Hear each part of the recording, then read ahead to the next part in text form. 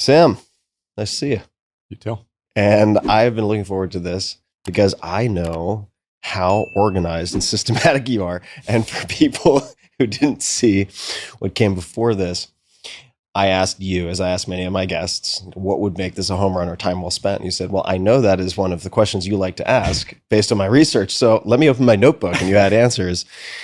And one of them that we can mention is an ambitious goal, but I think it's an achievable goal, which is to make this one of the most comprehensive tactical guides to delegation. And within that, there'll be a lot of process, and I have a lot to learn. But let's begin at the beginning. When did you start taking delegation seriously? Well, so true story. It came from reading your book almost exactly 10 years ago. And I posted an ad in Craigslist for an EA. I had nothing for her to do. I just knew from reading your book that this is a skill that I need to develop. I ended up hiring Lori, who's been working with me now for 10 years. Incredible. Yeah. And she showed up. I thought, okay, what do we do now? What now? What now? And I made it my mission to find things that I was doing that I could hand off to her. And some of the most common things that Lori does for me now are probably the most helpful one is during the course of the year when I see something that makes for a really good Christmas present for somebody. I'll just send her a note and say, hey, get this for my brother for Christmas. And then, November comes around and there's the scramble to think like, oh man, what do I get for Christmas? And she says, well, you already purchased these 11 things for all these people. It's like, oh, cool. Fantastic. Yeah, and she wraps them and she sends them. So it's pretty easy. Problem solved. Yeah. So for our work week, Craigslist, Lori, and 10-year anniversary, pretty remarkable on a whole lot of levels. When you first began working with Lori, what were some of the mistakes that you made? Or, if this is easier, broadly speaking, because you've seen so many examples of people attempting to delegate, you've seen the good, the bad, and the ugly, you've tried a lot of different things, but what are some of the more common mistakes that people make? Or if we take a step back, why people don't delegate in the first place, perhaps? Yeah, I've seen a lot of them. I think probably the first and simplest one is people have tried and they had a bad experience. And a lot of it comes from a lack of experience from the person who is doing the delegating, but sometimes it's just a bad match. We work with a lot of EAs at levels, and we probably have to rematch maybe 30% of our EAs just because there wasn't a fit. And a specific example of that was Zach, our head of legal. We paired him with an EA, really didn't see any improvement there. And so we asked him how it's going. He said, it's fine. And then we decided, let's just try. Everything's fine. Yeah, it's fine. Exactly.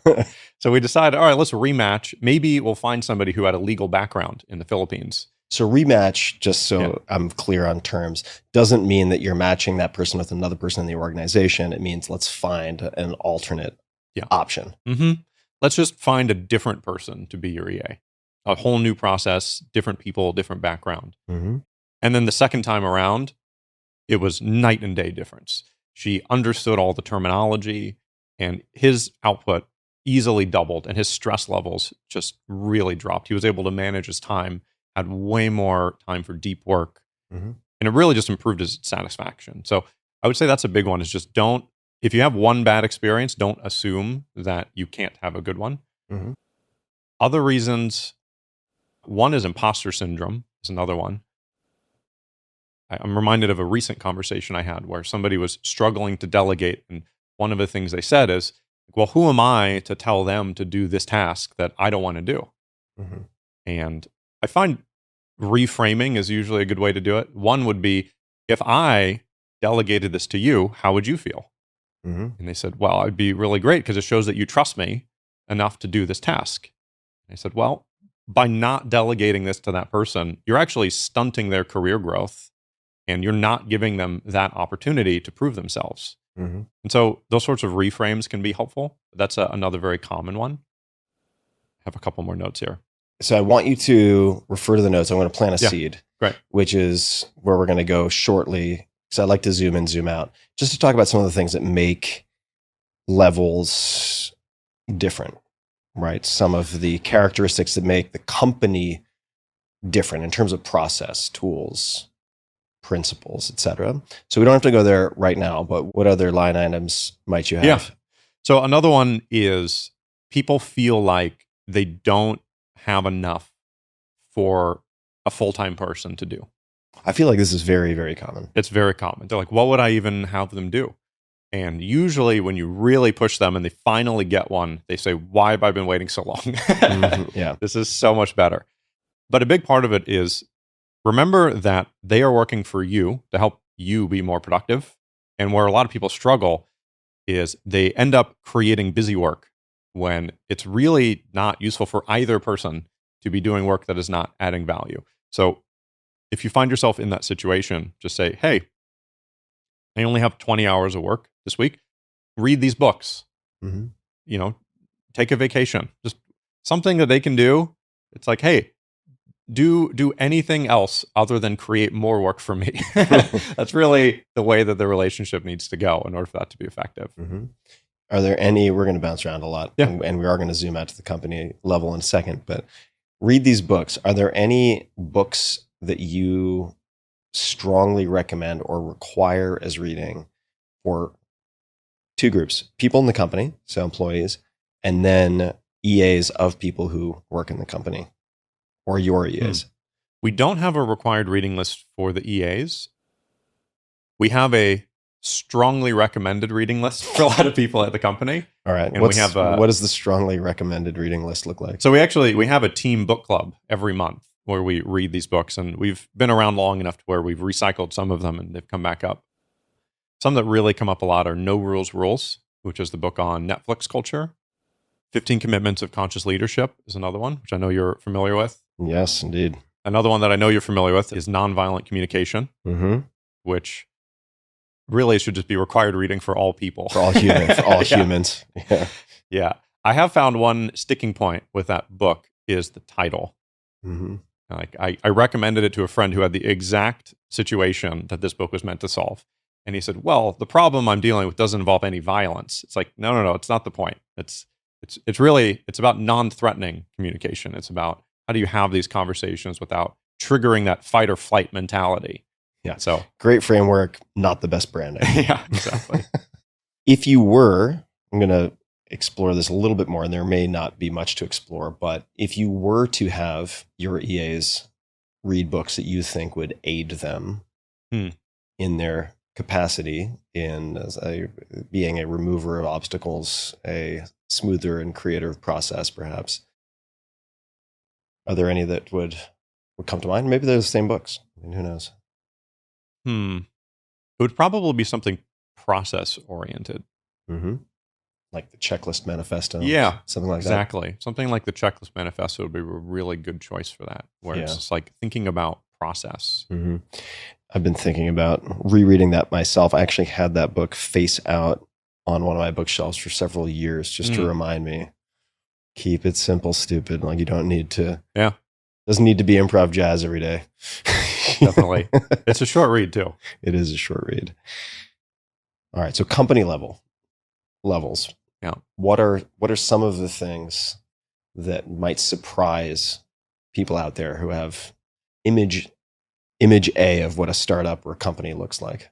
It'd probably be a lot of things. Yeah. We're trying some pretty radical experiments in organizational design. For example, we're building in public. All of our investor updates from the beginning of the company, from day one, are public on our website. Mm-hmm. All of our team all hands weekly are public on our website. We're super transparent.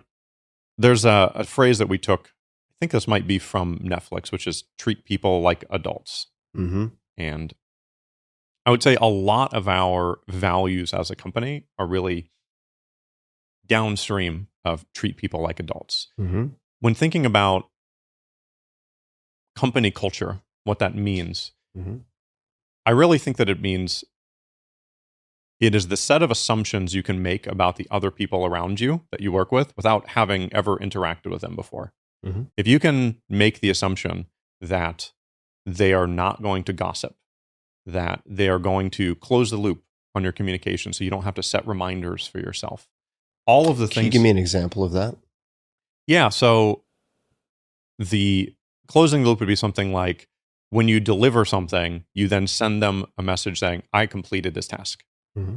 And so the more of these open loops you have where you feel like, hey, did you ever finish that thing? And Exhausting. It's exhausting. Exactly. And so just closing the loop on that. And some of these are very So the things. assumption is people will carry something to completion once you have assigned it. Couple of questions just on those two as examples. Yeah. So I feel like treating people like adults is one thing, but there are a lot of gossipy, mean-spirited, unreliable adults in the world. So probably like mature, competent adults, right? Mm-hmm. And are there tools that you use to remove some of the need to have follow-up, or is it just assumed that people will have their own set of tools, like an Asana or something else? I'm just wondering how much the toolkit enables you to help treat others like responsible adults. There are definitely tools that can help. I would say that a lot of it is really just a commitment to following through. Right. These are the expected outcomes / responsibilities / commandments of being a responsible adult. Yeah. So this is just table stakes for the culture that we're building here. Yeah, like we have a memo internally, which is I think also published externally. Most of our strategy memos are published externally, but it says that a lack of communication is a lack of performance. And this is something that I think a lot of people mistake, is they say, well, I did my job, I just didn't communicate well. And they say, well, I can always improve my communication. And they feel like it's not an important thing. And we've really taken that to say, okay, well, your communication is part of your performance. So I don't care how well you think you did on this task. If you failed to communicate it while it was being done, and you failed to close the loop to let the people know that it was done, who you're accountable to, that is a failure of performance, not a failure of communication as like a separate category. It's like an ancillary minor component. It is an integral part of the entire puzzle of performance. For sure. And I would actually add to the tools for the gossipy part as well, that we record all of our meetings. So there's just a setting on Zoom you can set at the organization level of just default record. And so we have that on. And we tell people it's default record, not mandatory record everything. But over time, people get used to it and you just record more things. Recently, how do you explain that to them? We have a memo. Yeah. Well, I think Bridgewater did this in Ray Dalio's outfit, although he's not operationally involved much anymore, I don't think. In the memo, what was the gist of explaining why it's not a surveillance state? Yeah, so the gist the reason for it being a surveillance state. The gist of it is that the intent of recording is that it is way easier to just get first-person information. So if, let's say, me and an engineer have a call and we're working through a problem and somebody else also needs context on it, your options are, okay, every person who could conceivably need this information needs to be in this meeting in real time right now. Or you translate in some clumsy fashion and things get lost, or here's a recording. Or here's the recording. This is literally what we said at the time that we said it. There's no misinterpretation. There's no anything. It's just, it is what was said at the time it was said.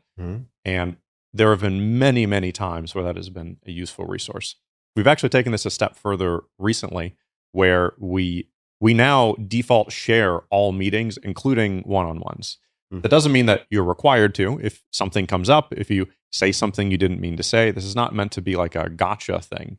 If you say something and you say, hey, I don't want this shared, then you don't have to share it. There's a process for auto sharing that you can just stop one of these recordings from being shared. It's totally fine. What is the logic on the one-on-ones being recorded?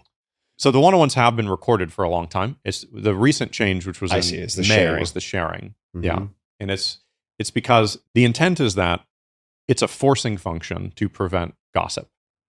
One of the things that we took from Netflix is whenever somebody says something to somebody else in maybe a one-on-one context where it feels like gossip about somebody else, The auto response you're supposed to give is, oh, well, what did they say when you told them about that directly? Mm-hmm.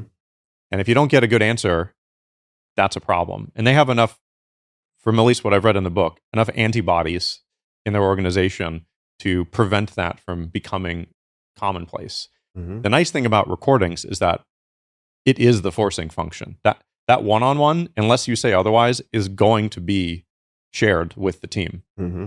And many times the EAs will tag people who are related in the conversation, and you'll get to see. And it turns gossip is what I would maybe describe as chronic inflammation Mm-hmm. of an organization. And it turns chronic inflammation into acute inflammation, which is, hey, what the hell? I heard what you said in this meeting. What was that about? Mm-hmm. And you say, wow, you're right. I'm sorry. Like, here's the chapter on clearing conversations and the 15 commitments of conscious Exactly. leadership. Exactly. Let's roll up the sleeves and get this over with. Exactly. And like those things can become like chronic problems for months, even years in some cases. Mm-hmm. And recording them at a minimum, if you end up getting to the end of the conversation and you say, hey, can we not share this conversation? Because I feel like I need to talk to person X about some of the things that I said here before they see this. Mm-hmm. At a minimum, it's a forcing function for that. So it's really helpful to just create those reinforcement mechanisms. So for people listening, we are going to come back to delegation and many aspects of delegation, but all of these things tie together, right? Yeah, totally. They are interdependent pieces. And I feel like they're also, as loath as I am to use this word, but I do use it occasionally, which is synergistic, right? These have a multiplicative effect in some respects. Let's talk about one tool, and neither of us have any vested interest in this company or this tool, Loom, because I had used Loom occasionally, and then I saw your use and your company use of Loom, which took it to levels I could not even previously imagine. So how is this used? And maybe then you can just touch on a few other tools, and then we're going to come back to EAs, and I think we'll probably start with sourcing and then move on to better delegation. But from a tool perspective, let's start with Loom, what it is, how you use it, and then maybe you can mention a few others. Loom is probably the most important business enablement tool of the last 5 years, certainly in my experience. It's a very simple tool, which is it's a low friction way to record your screen and in some sort of an async message. You have a picture of yourself, you can record your screen. And it is really easy to record a Loom. And it is ready to share Instant. pretty much instantaneously when you finish recording. So there's no lag time for uploading something to a sharing service. Totally. And what's interesting about using this sort of tool is that anything that is in the form of content scales effectively infinitely in a way that in-person time or phone calls do not. Content scales, time does not. It's pretty simple calculation. But what's interesting is there's a mental shift that needs to happen for people where it reminds me of in the early days of radio. You maybe know some of the history of this, of the first radio programs were just theater plays read out loud on the radio because they didn't know what to do with this new medium. It made no sense. And then eventually they figured out, instead of copying our old ways, we can create new patterns that amplify this even more. And I think this is where we are with a lot of these remote work tools. So whereas in the past, pair programming was you have two people sit behind each other and you watch each other code and you talk and you're doing it at the same time. Or you have a really good programmer who's just doing his normal workflow, recording on a Loom, and he's just narrating what he's thinking while he's doing it. And then the other person can watch it at 2.5x. They can pause it. They can rewind. They can take notes. You don't have to do this live. It's a piece of content. And then every engineer at your company forever into the future can see this same piece of content. And so there was a really interesting example recently where I shared something with somebody externally, and they were commenting on like, well, this is a failure because only 40 people watched this. And I said, this was an internal meeting. Could you imagine like if we had an internal meeting with 40 people in it? You would say like that was a lot of information being transmitted. But there's this cognitive thing of like, well, if it's a piece of content, it needs to get like 1 million views or it's a failure. Right. Yeah. So just out of curiosity, if you're open to saying, Yeah. I mean, you're open to saying a lot, but I understand if it's not everything. What was the Loom of the 40-person meeting that was shared externally, or why was it shared externally? The Loom that was shared was one of our Friday forums. Mm-hmm. It was What is a Friday forum? forum? Oh, sorry. That's our team all hands. We do it every week on Fridays. Mm-hmm. And how large is the team now? The team's 40, 50 people. 40, 50 people. Mm-hmm. Mm-hmm. And so many people show up live, so they don't watch the recording. So that's fine. And then some people watch it after the fact. And so we also have a number of all of our memos. We also use Notion pretty religiously. Once you learn how to use the Notion database features, they're actually extremely powerful in the amount of leverage you can get from it. And all of our memos have a summary Loom at the top, any sort of meaningful memo. And so somebody will do a 5-minute walkthrough of something that they wrote, and many people just watch those Looms. So that's another thing where people can share. What is the format or the agenda for the Friday forum? So every meeting obviously has some intent. And I think it's important. Where a lot of people fail is they lose the intent of the meeting. And so we even explicitly state this at the beginning of our Friday forums, which is this is the place where we celebrate the wins of that week. And so we have the first few minutes are highlights of the week. Then we have usually a special guest, which is oftentimes one of our members from the company who's had some really positive experience using our product. Then we do highlights from maybe the growth team, maybe highlights from the product team. So the goal is to have people feeling really good about the things that were accomplished during that week. Mm-hmm. And how long is that? It's typically an hour. We do, at the end, maybe 20 minutes of personal updates, like personal highlights from the week. And just for disambiguation for folks who may not be familiar with the company, members, you mean customers? Yeah. Mm-hmm. And then if we double click on both Loom and Notion again, mm-hmm. because I really feel, and I have doubled, tripled, quadrupled my use of Loom. I have a couple of specific questions. Where have people been doubtful employees of using Loom? And I think you gave me, and we can always clip anything out of this interview, right? But an example of a videographer, a video editor at one point, which I think is a good example. So maybe you could give that. And how do you make these easily searchable and findable? Because what I find is I use Loom most often in a one-off capacity, say running through a Google Doc, and I don't want to add 75 different comments. So I will use that as a way to give my verbal feedback and next actions. Saves a ton of time, or at least a ton of my time. Mm-hmm. And so I'd love to know perhaps some use cases which will challenge what people might perceive as what is possible or not possible with a tool like Loom. And then I'd love for you to say a little bit more about why you use Notion instead of other options, like what the use case is predominantly. Yeah. And I'm speaking as someone who doesn't really use databases. Mm-hmm. I don't really use spreadsheets much. I probably should, but I just don't at this point. I think one of the things with Loom, part of the assumption is that one of the rules that we really try to push people for is only ever do one take. Just do one take. Because so many people, when they start using it as a tool, they stumble and say, oh man, I have to re-record it. And they'll do 8 takes for something that really did not need to be. And so we really try to push people towards, if you were in a meeting and you stumbled over your words, nobody would care. Mm-hmm. And they also don't care that you did it in a Loom. So just relax. It's fine. A lot of my Looms, I have like multiple minutes in a row of pausing, of just thinking, what would I do here? And then in people's minds, it's like, oh my God, this is so uncomfortable. I'm on a recording and there's this empty space.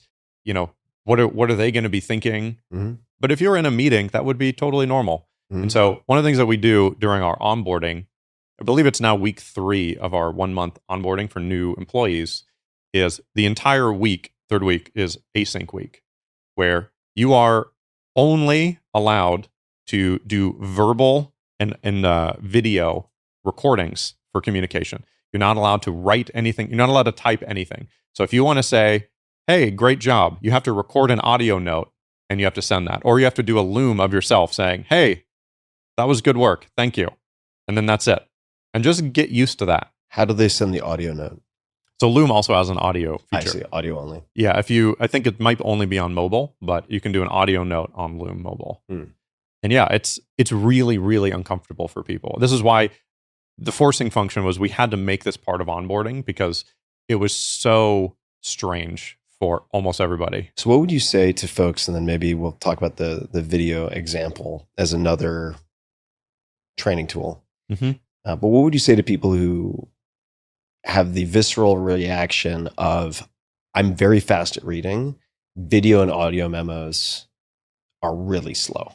And I saw this meme going around with this guy standing on a street corner with this big sign over his head, sort of like someone who would ask for money, but it said, "No, I will not listen to your 3-minute voice memo."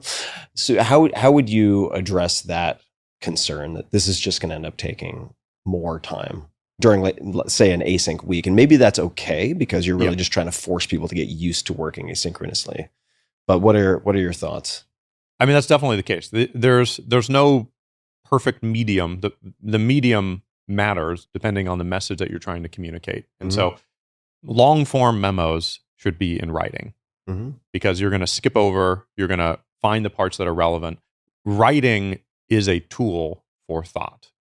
And doing these audio notes is a different tool to convey different types of information. And so I think the short answer is you should use the right tool for the job. A lot of people find that what they use Loom for would be, instead of sitting down at a blank piece of paper, they just record themselves with whatever thoughts they have for what will go into it. They send that to their EA, which maybe today would be ChatGPT, but they send it to their EA who outlines it. And then it's a lot less painful to come into a at least partially outlined piece of work rather than starting from a blank page. Yeah, the blinking cursor. Yeah. All right. Would you mind describing, since I've teased it excessively now, but the video editing example, and then how you make things searchable? Because, for instance, I have a very small team, but at one point I was curious as to how people were currently tracking tasks and projects. Yeah. Because people have a good amount of flexibility, and there are pros and cons to that. We have used a lot of, say, Asana in the past, but some employees work differently and have different approaches. So I wanted them to capture a Loom of their flow. And if you were to ask me right now, gun against the head, you have to find all of those Looms within the next 30 minutes, I would be concerned for my safety. Right? I might not find them. So the video example, and then how you organize things, or naming conventions, maybe, I have no idea. Organize these Looms such that you can find them later. So one of the things I would say is that I probably record, in fact, I know this statistic, I probably average about 10 to 20 Looms per day I record. And to be perfectly honest, I maybe share half of them. A lot of them, I just turn it on because maybe I'll want to use that information. It is costless to record a Loom. And so if nothing happens, then nothing happens. It costs nothing. It costs me nothing to record it. It costs me nothing to not share it. The searchability, it has not been an issue for at least the Looms that I record, because they tend not to be things that I would come back to. They're more in the moment things. Yeah. I would be willing to bet, though, that over the course of the next maybe 6 to 12 months, that as these AI tools continue to get better, search is the most obvious use case for this. And as far as I can tell, in the last, I don't know when this started, maybe month or two, Loom has already begun to auto title your videos based on, I assume, I'm not sure if it's AI, but some type of transcript. Exactly. Yeah. And so there will be a point in the future where you can say, hey, can you find me that video that I did with this specific person where we talked about this? And it'll definitely be able to find it. Yeah. So I think some of that will just be solved. So my laziness has a shelf life. Yeah, exactly. In other words, the technology will catch up and solve my lack of process. I'm excited. Exactly. But I will say on the other side, which is the searchability for the recording of tasks. So this is what we use Notion databases for. So our EAs, every process that they do for somebody on our team has its own dedicated page in Notion. And that page has a linked database to a much larger database, which is all tasks that any EA has done for us. And you can connect those two together. There's something called a relation. and you can relate those together, and you can create a subview within that. So imagine you have a task that's a recurring task, task A. At the bottom, you can create a linked database that filters only for tasks that are related to that. And so in each of those entries, the EA will include a link to the Loom of the date that they did the thing. And so if you want to see when's the last time somebody did this task, you can go to that specific task page and you can see, oh, they did it April 26th. They did it March 3rd. And you can see each time they did it, and you can click on the recording and you can just watch them do it.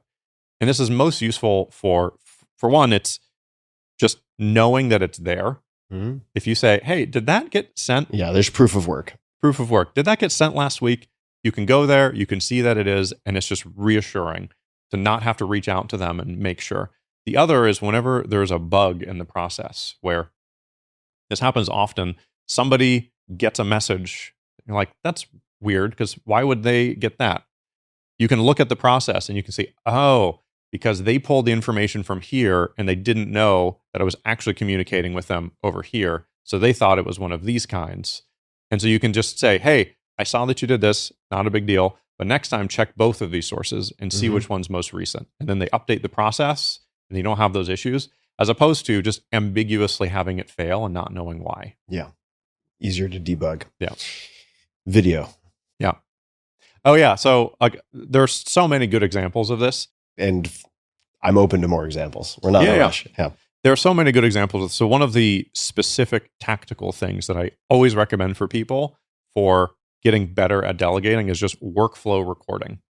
And this is really as simple as when you sit at your computer, turn on a Loom, and then that's it. Just do your normal work.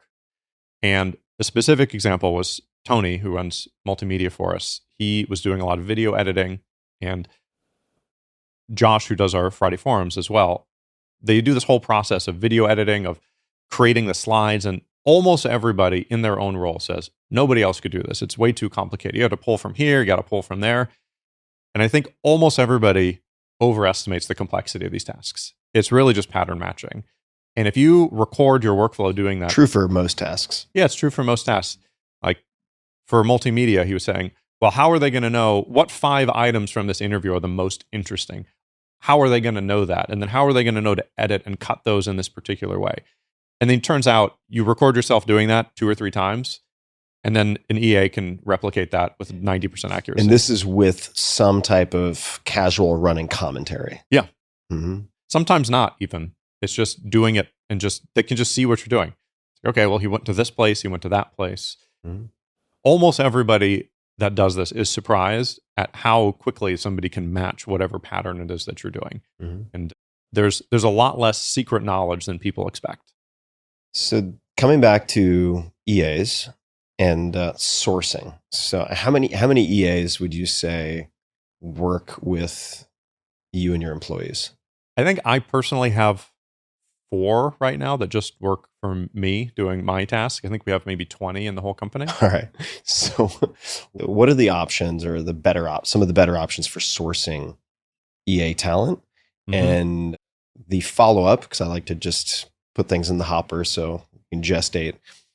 When you talked about rematching, I'd be curious as to how you assess and decide when to kind of keep or cut someone, if there's a process for that. I imagine it's not purely subjective feel, but I'd be curious to learn more about that. So sourcing, what some of the better options are, and then how you evaluate. There are several ways you can go about sourcing. I've always found the best way to do it is to work with an agency. We work with Athena. They're an agency out of the Philippines. They're really the higher end of agencies, and they cost more. And so it really depends on how much you value that. Mm-hmm. Other options would be you can source them directly, which tend to be cheaper. I think Athena's $15, $20 an hour typically, and you can find talent for $5 an hour if you source it yourself. How would you source that directly for people who were interested in the lower end? Yeah, so Upwork is a place where people often go to find them. There's also another agency that's sort of on the cheaper side, which is Shepherd. Mm-hmm. And my friend Nick is involved with them. They tend to be more like $5 an hour, but it requires a lot more overhead. So they don't have their own management team. It's really you and them figuring it out, as opposed to having more of a structure around it. And Athena came up numerous times for me in the last, I want to say, year and a half. And they were actually very, very helpful for sourcing my new chief of staff, which maybe at some point, whenever it makes sense, we could delineate maybe EA from chief of staff and what those terms mean.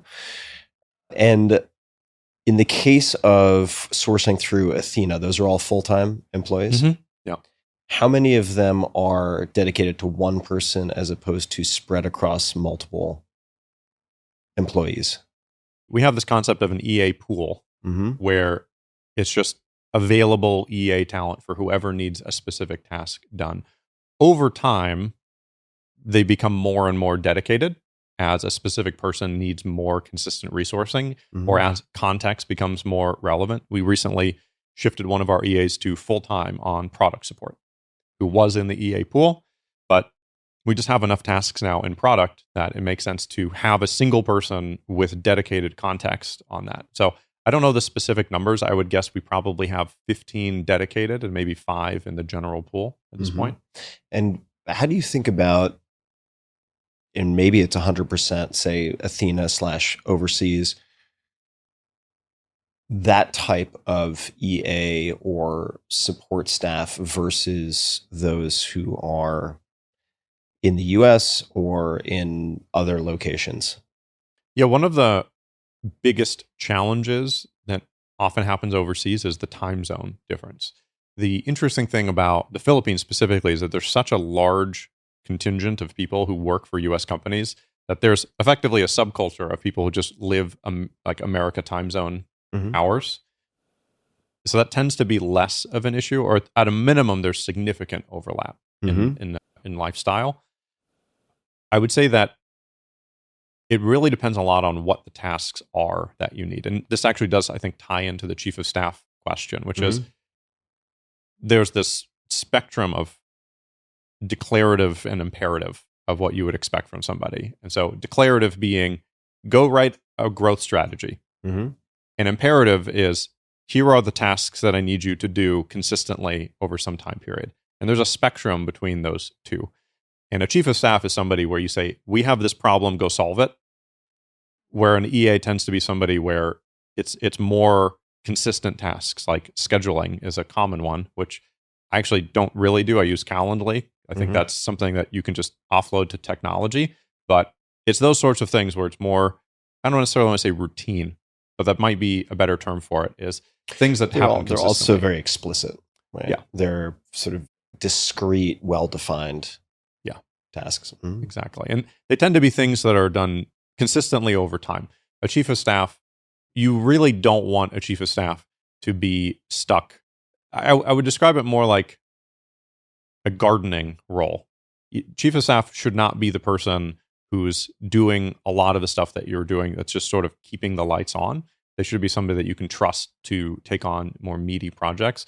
Or in general, they tend not to be happy if they're in the role where they're stuck doing simple things like preparing meeting notes beforehand. That tends to be something that you would have somebody who's able to do that on a more routine basis. This was one of the learnings that I had working with Lori, is that old saying, different strokes for different folks. And working with Lori for as long as I have, my worst nightmare is being stuck wrapping Christmas presents all day. I could not do it. I find it pretty meditative. So no, but I have a very high degree of I find certain types of monotony very soothing. Find other types infinitely grating. But different strokes for different folks. Yeah, and like those maybe I could do your rap. Yeah, exactly. And so I'm just relentlessly novelty-seeking, and I really struggle to do any task more than just a handful of times. I play a lot of board games. I can usually only play a game maybe 5 or 10 times before I've figured out the strategy, and then it's boring. It's just like a mastery thing of, okay, well, I already know how to win most of the time, and now it's just, how do I get slightly better? So gamers, find the goodwill closest to Sam, and you will find a lot of overflow of perfectly good board games. I got it. Okay. How do you choose your board games? Mostly through recommendations. But what are the criteria the recommenders are using before passing to you? I really only play complex strategy games. So they tend to be, the Euro style games. It tends to be games that if they come recommended from somebody who I know is a very serious board gamer, then I know it'll be good. Mm-hmm. So I'm playing Twilight Imperium on Sunday, which is like a full day long board game. Mm-hmm. So yeah. Sam's recreation. I do love tabletop games. It's something that we could geek out on maybe over dinner. Sure. But I'm very into it. I don't want to take us too far off script. So we're talking about EAs and chief of staff. Also, I think the degree to which things overlap, for me, it's always been important that like no task too small, no task too big, in part because the org size is so small, right? It's like I have 3 full-time employees. But let's come back to both, say, onboarding and how you assess performance and decide on pass, fail, go, no go with EAs. What is the process of vetting and pairing and onboarding look like? So onboarding is super important. People put a lot of time into recruiting.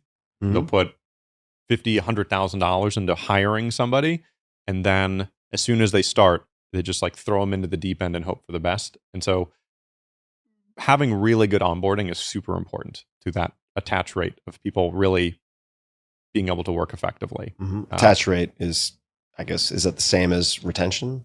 Yeah. However, different companies have different definitions of attach rate, but yeah, it's like the ability to work adequately with an EA. Mm-hmm. And so I think one of the most important things is setting super clear expectations early. Mm-hmm. Setting good process really helps as well.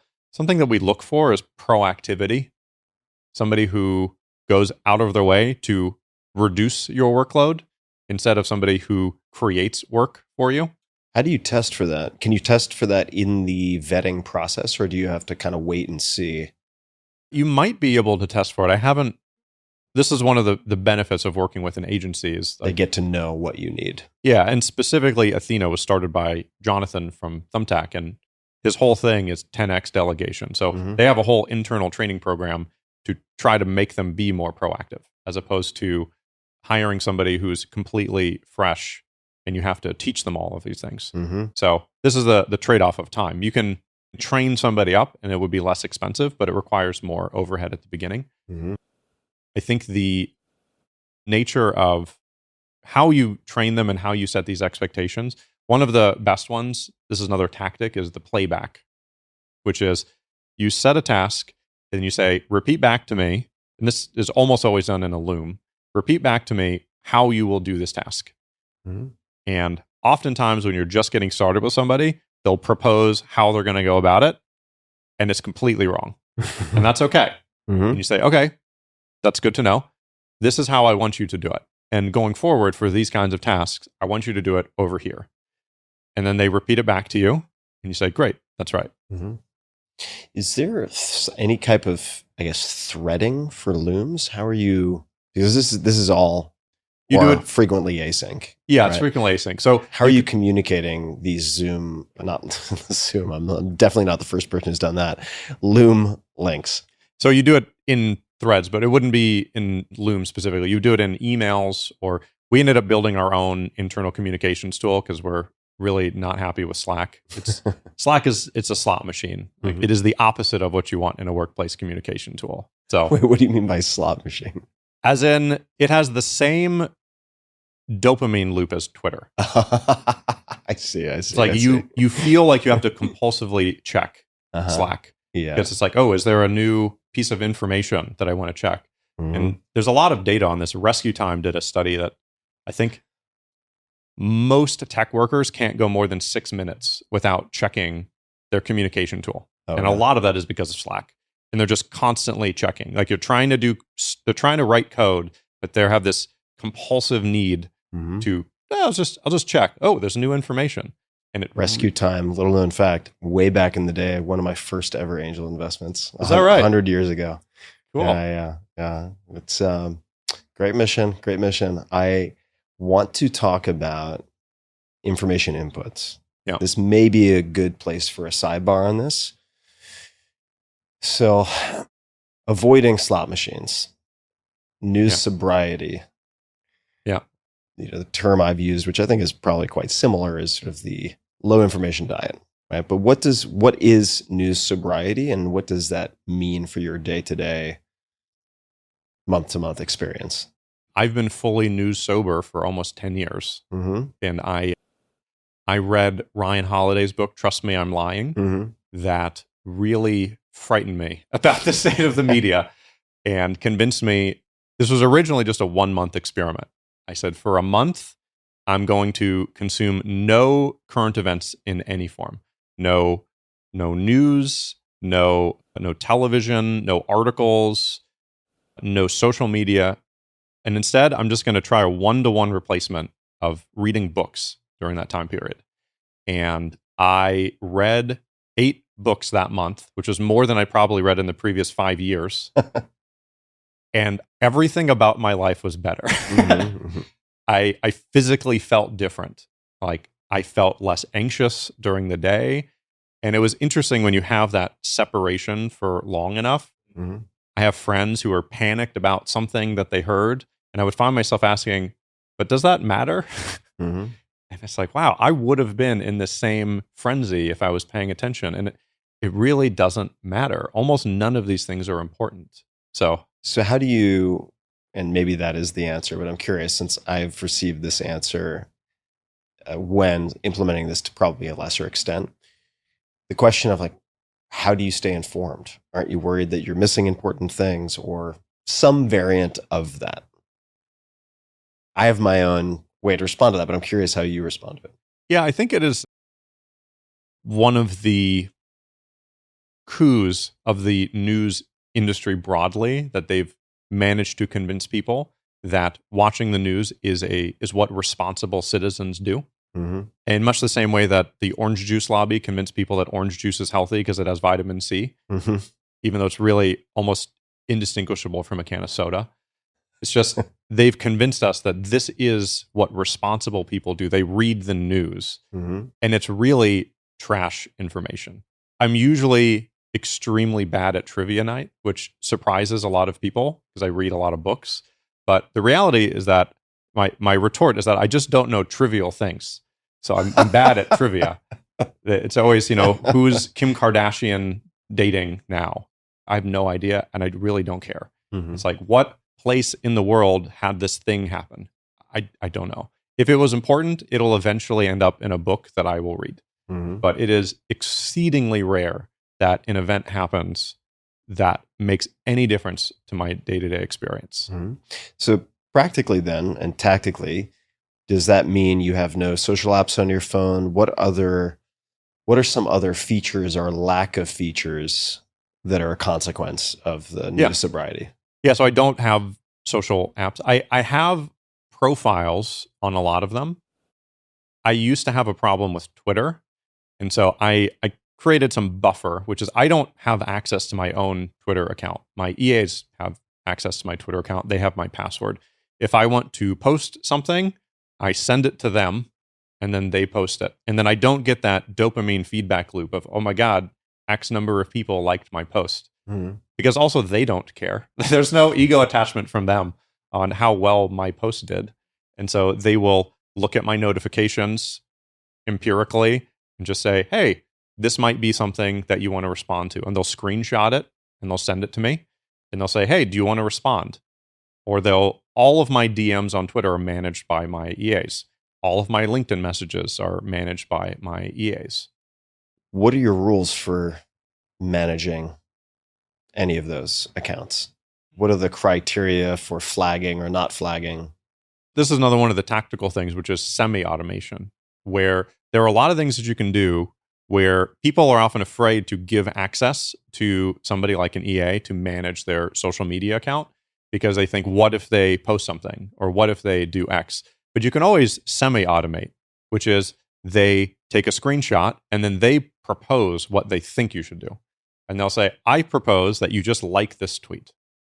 Or they'll say, I propose you respond with this message.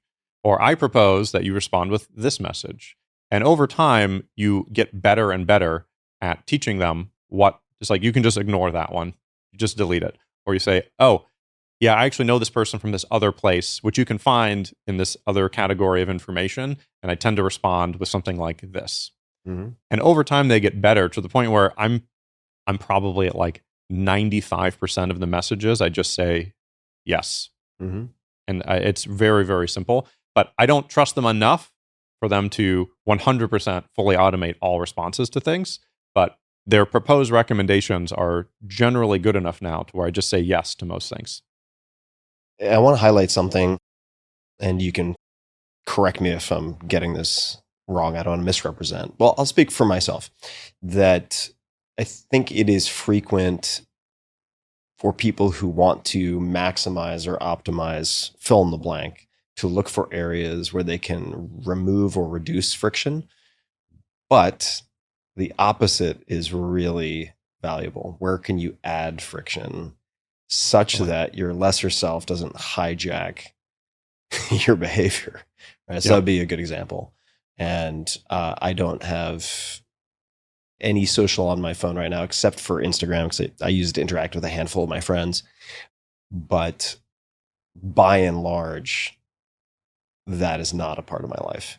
It is used for mostly broadcaster communication, but it's largely one direction. And then someone on my team similarly will highlight sort of notable or interesting messages that I might want to respond to, and then they would typically respond on my behalf, and I draft. Because I do not have high degree of confidence that my willpower can overcome teams of data scientists and gamification. Yeah. Like, I'm bringing a knife to a gunfight, so I'd rather just not go to the gunfight in the first place. Yeah. Let's come back to onboarding for a second. Repeat back to me how you'll do this task, and then you can iterate on that as an example. What are some other practices or mistakes, either, that you've seen in onboarding, or ways that you guys have refined your approach to onboarding? Because I'll speak for myself personally. I've become, I think, much better at hiring over time, especially in the last few years. I still think almost certainly I'm very mediocre on onboarding. And there are a hell of a lot more books on hiring than there are on onboarding. Totally. And I've read a bunch of books on hiring. Very little said about onboarding generally. Yeah, I think the biggest thing is people really want to jump into it immediately. Mm-hmm. And so now, by people, do you mean the people who join? Yeah, who join? Mm-hmm. Right. Mm-hmm. They want to jump into it immediately, and we have an onboarding checklist in Notion. We have a template. We copy it for each new person that joins, and they have a set of tasks that they do each day. It's pretty well guided. I can share the template with you if you're curious. That'd be amazing. I would love that. Yeah. Is this for all employees or EAs specifically? All employees. All employees. Okay. Mm-hmm. And there is a video of me at the start of each week where it's a Loom where I specifically say, hey, at this point, people usually want to skip onboarding and start jumping into their tasks. Don't do that. It's always a mistake. Really take onboarding seriously. Our onboarding process is a full month, and we don't expect people to start producing for a month. And it really does take that long for a lot of people to get fully up to speed. And we help guide them in more slowly. Read these books. Read this documentation that we have about how we built our culture on, especially for our case, because the way that we operate is very different than a lot of people's previous experiences. And so it's pretty jarring when you see a lot of the transparency of, like, when your first one-on-one gets published to the rest of the company, it's pretty jarring. And so we try to ease people into these things. You know what's also going to be jarring is if you become a public company CEO. Yeah, totally. Things will have to change a bit. Yeah, probably. But yeah, continue. Sorry, that's a drop. That's true. And like over time, people get used to it over the course of about a month. I think the biggest thing is the cultural assimilation has, in our case, has been the biggest hurdle over the course of onboarding, is getting people reading the memos, practicing some of the things. One of the cultural values that we have is everything's written in pencil, but also you can change things here. And one of the things that we do is at the end of onboarding, everybody is required to update the onboarding process for something that was out of date and then post to a channel confirming what they changed and just giving a list of what they changed. And it's pretty weird for people, especially those who come from larger companies, like when they've had, the same onboarding process that the company's had for 20 years, and then they go in the actual files and edit it themselves.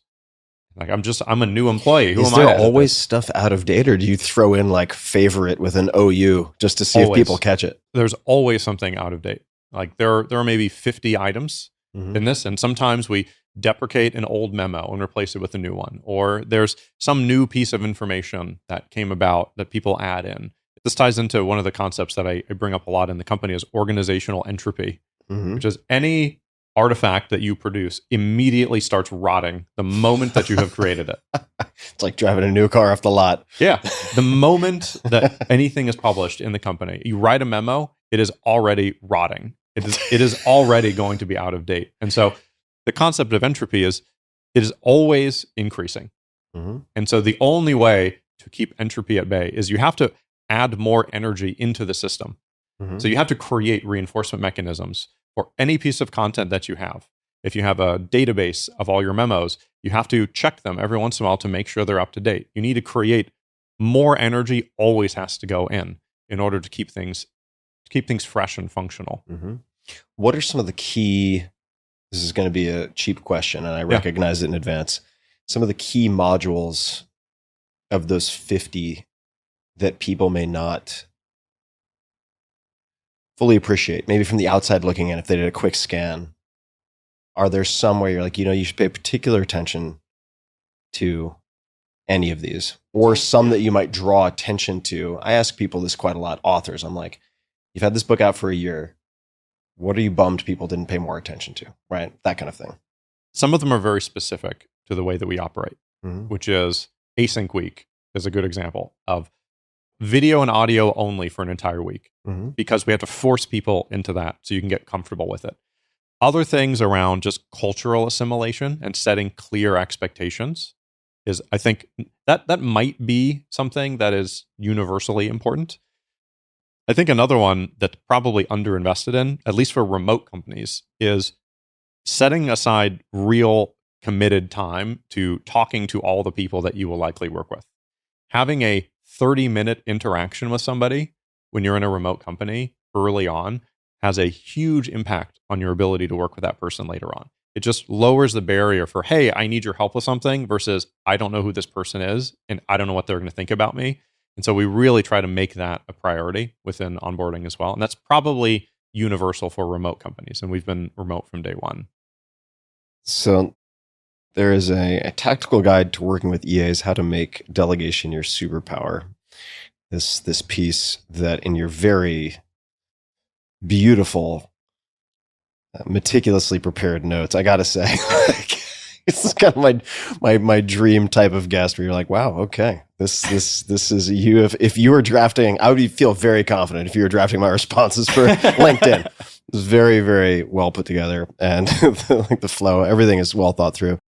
In this particular guide, and this can also be more expansive than the guide, I'm wondering what other recommendations around delegation you have received positive feedback from, where people try something and they're like, oh my God, I can't believe I didn't do this earlier, or I didn't think that was going to work and it actually really worked. Anything that comes to mind? The biggest one is using Loom and just doing workflow recordings. So it's just when I've worked with a lot of people to help them get better at delegating, and the thing that I really emphasize is figure out how to reduce your perceived risk of doing this thing. Just lower the threshold for how much work you think you need to put into it. Into what? Into training someone? Yeah. Or I see. Yeah, just lower your perceived risk. One of the reasons why people often fail to delegate as well, they make a lot of assumptions about how much effort's going to go into it. They're like, oh man, well, I'm going to have to write a whole process doc, and then I have to do that. Just reduce your assumptions. Just say, all right, what is the simplest thing you can do? Do all of the work that you were going to do anyway, exactly the same as you were going to do it, and just turn on Loom and record it.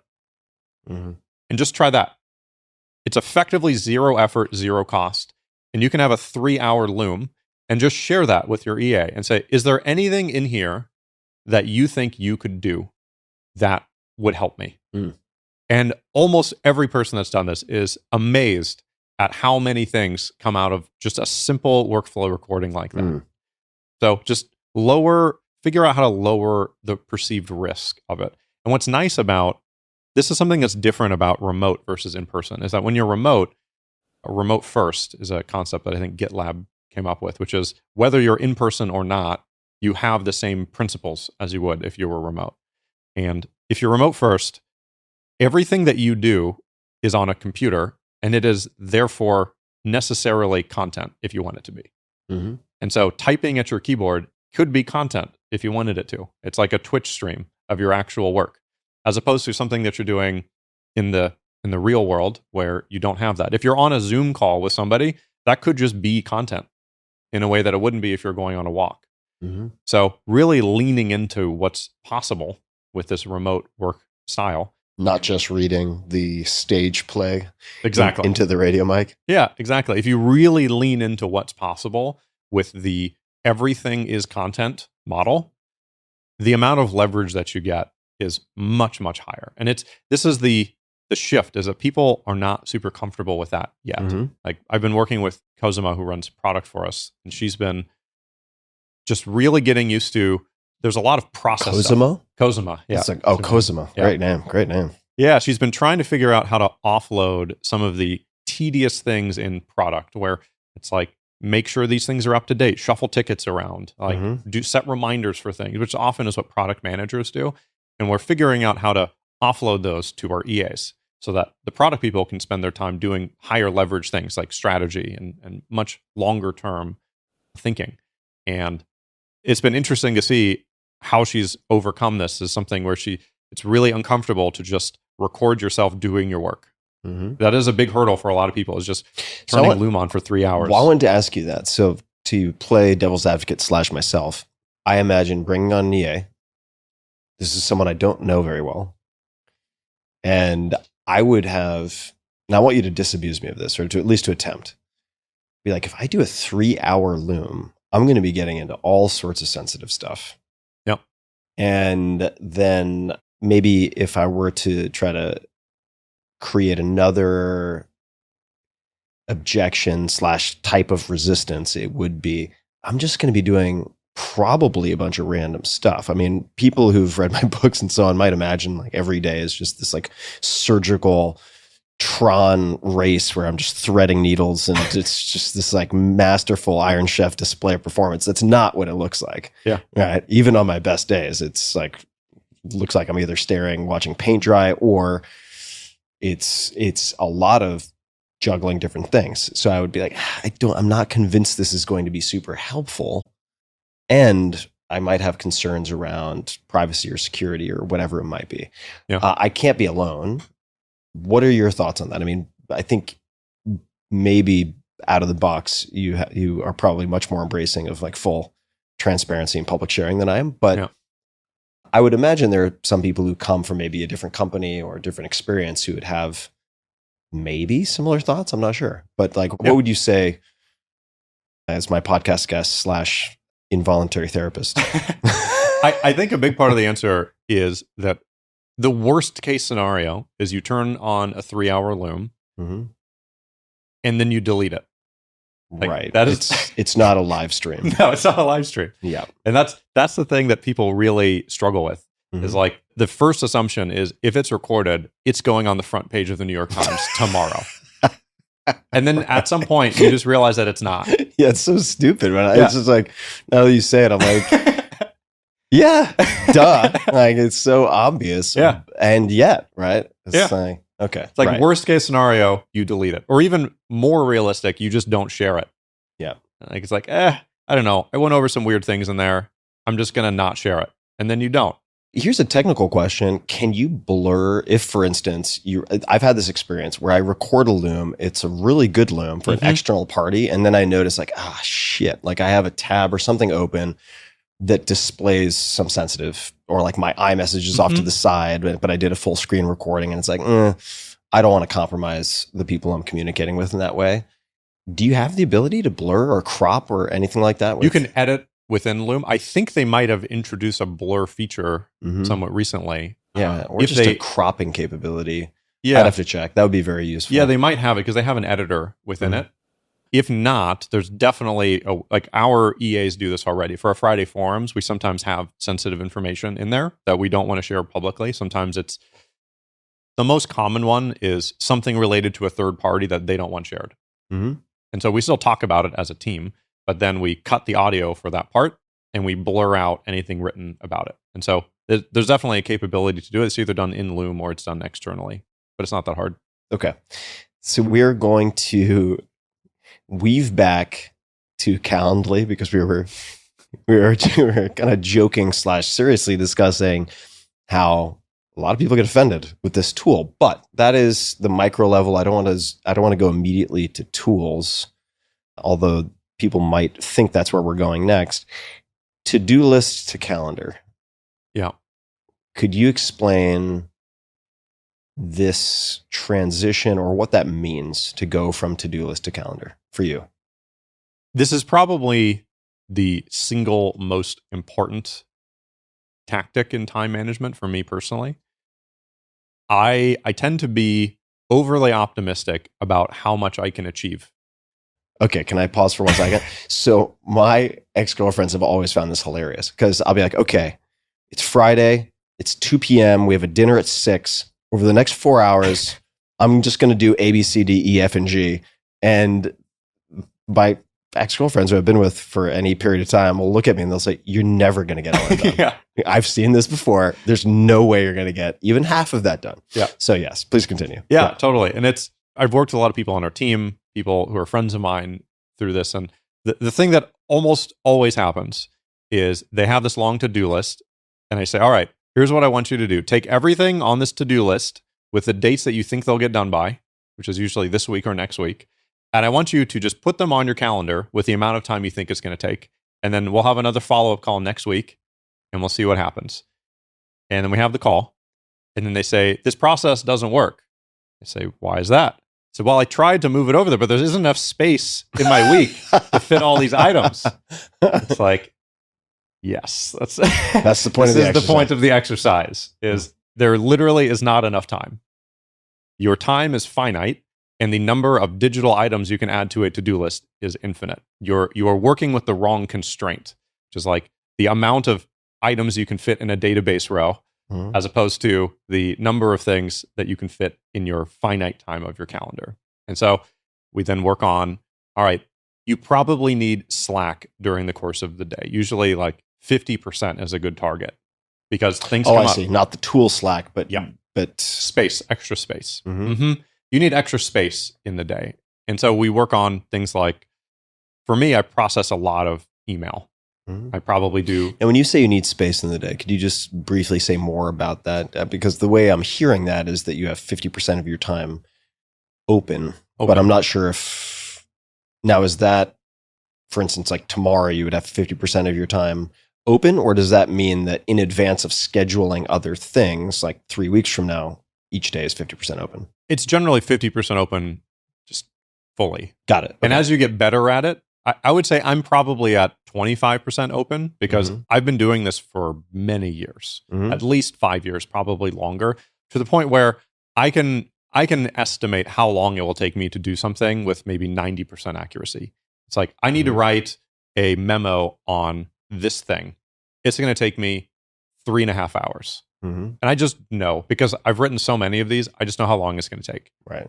Takes time to hone that, I would think, right? If you ask most people, like, how many calories do you eat at lunch? They'll be like, 6,000 million? I don't know. That's right. 7 calories? But then over time, you can calibrate. Okay. Especially if you retroactively update your calendar as well, which is, how long did it actually take me? And when you realize that your estimates were off or they were right, you can start to hone that skill.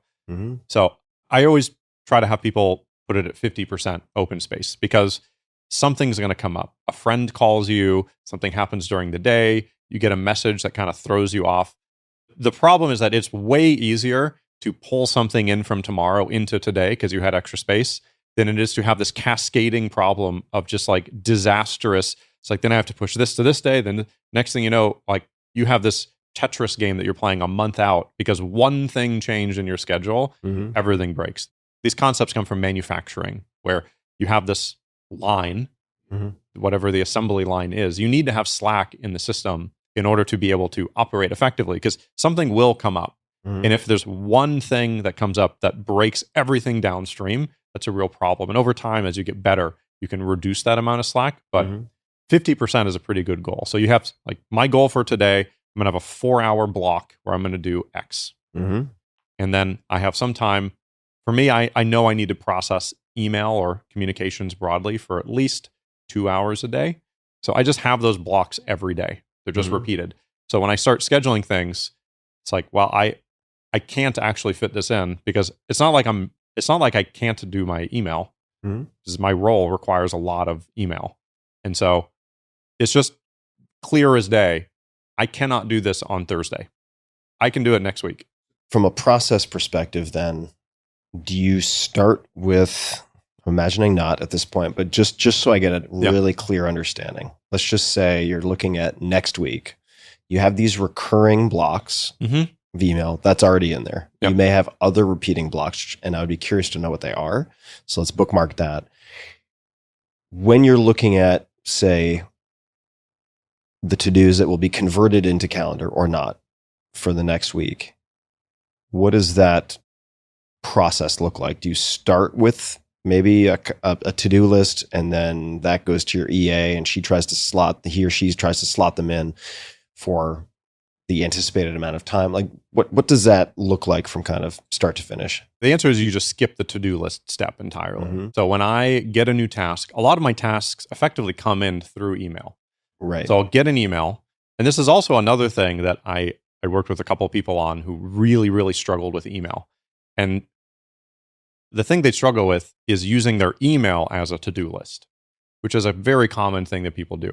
The problem, it creates a lot of anxiety when you have this stack of uncategorized things. It could be 15 minutes. It could be 50 hours. You have no idea until you open up each one individually to figure out how much work it is.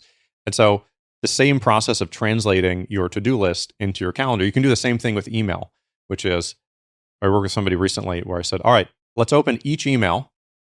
How long is this going to take you to respond to? And these are like the chunkier ones. It's like 30 minutes. Great. Mark it as done. Copy the link and put that link in your calendar. So you're going to spend this 30-minute block responding to this email.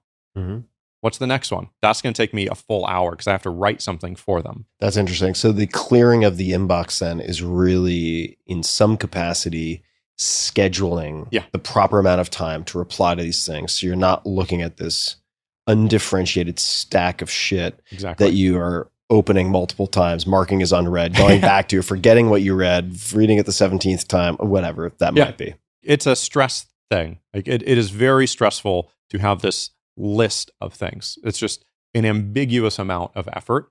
It is stress relieving to see, all right, I will do that on Thursday of next week. And I have nothing pending right now. I have not dropped any balls because I know that anything that is time sensitive that needed to be done today is already done. And there's no ambiguous deadlines looming that I'm not aware of because they're in my calendar. And if you change it, this is where closing the loop is a helpful factor, which is if you say, I'm going to block this off for Thursday, you can tell that person, hey, I'll get back to you on Thursday. And then if you have to move it, you now know that you can say, hey, something came up. I'll get it to you on Monday. And you can just keep them in the loop on that as opposed to just ambiguously dropping the ball. So for me, when I get a new task, it just immediately goes into my calendar. So if somebody was to say, hey, can you write a memo on this topic so that this team has context on it of where this has gone over the last year? I'll say, sure. How soon do you need it? I'll say, can you have it to me by Wednesday? I'll go to my calendar and I'll block off 2 hours because I think that's about how long it'll take. I'll block off 2 hours on Tuesday that I have open and I'll say, cool, I'll have it to you by Tuesday night. And that's it. The calendar is the to-do list. What do you have in your calendar as repeating items? And we don't have to go through all of them necessarily, but I'm curious. This could not only be professional company obligations, but say personal items that you block out, right? Exercise any number of things. So you have email processing, you have, I imagine, the Friday forum. Yep. What are some of the other repeating elements that you can block out weeks in advance? Mondays are my meeting days. So I tend to stack all of my meetings on Mondays. It's common for me to have like 14 hours of meetings on Mondays. I just get them all done with so I don't have anything else during the week. Fridays, I often have meetings as well, but they tend not to be the recurring ones other than maybe the Friday forum or maybe the book club, which I think we do monthly on Fridays. Mm-hmm. So Mondays are a lot of my recurring team meetings. Tuesday, Wednesday, Thursday are almost always just open. Mm-hmm. I tend to leave Wednesdays as like a sacrificial anode of like, what does that mean? As in like when somebody says to me, "Hey, I was trying to book time on your calendar, but you're booked for the next 2 months." Mm-hmm. Then I start sacrificing some of my Wednesdays to allow for meetings to be scheduled. Mm-hmm. The term comes from how stainless steel works, where it's covered in something that I think it's zinc in that case. And how it works is the zinc starts to get deteriorated before the steel does. Mm-hmm. So you're sacrificing a different material in order to keep the steel working well. Okay, got it. Any personal stuff that comes to mind, like self-care stuff, or is that sort of on automatic in some other way, or taking a back seat? Yeah, I've tried doing meditation. Mm-hmm. I did the Sam Harris waking up one. I don't think I'm I didn't notice any benefit. Mm-hmm. I did it for I think a month. Mm-hmm. I think I'm just my stress levels by default are pretty low. Mm-hmm. So it could be something. Has that always been the case? Or is how much of that is by the way you've constructed your life versus innate temperament? Do you have any idea? I think it is, some of it's innate temperament, but a lot of it is how I've structured my life. What are other things you have done to reduce the ambient chronic levels of stress / metaphorical? Yeah. Metaphorical. I should know which it is by now.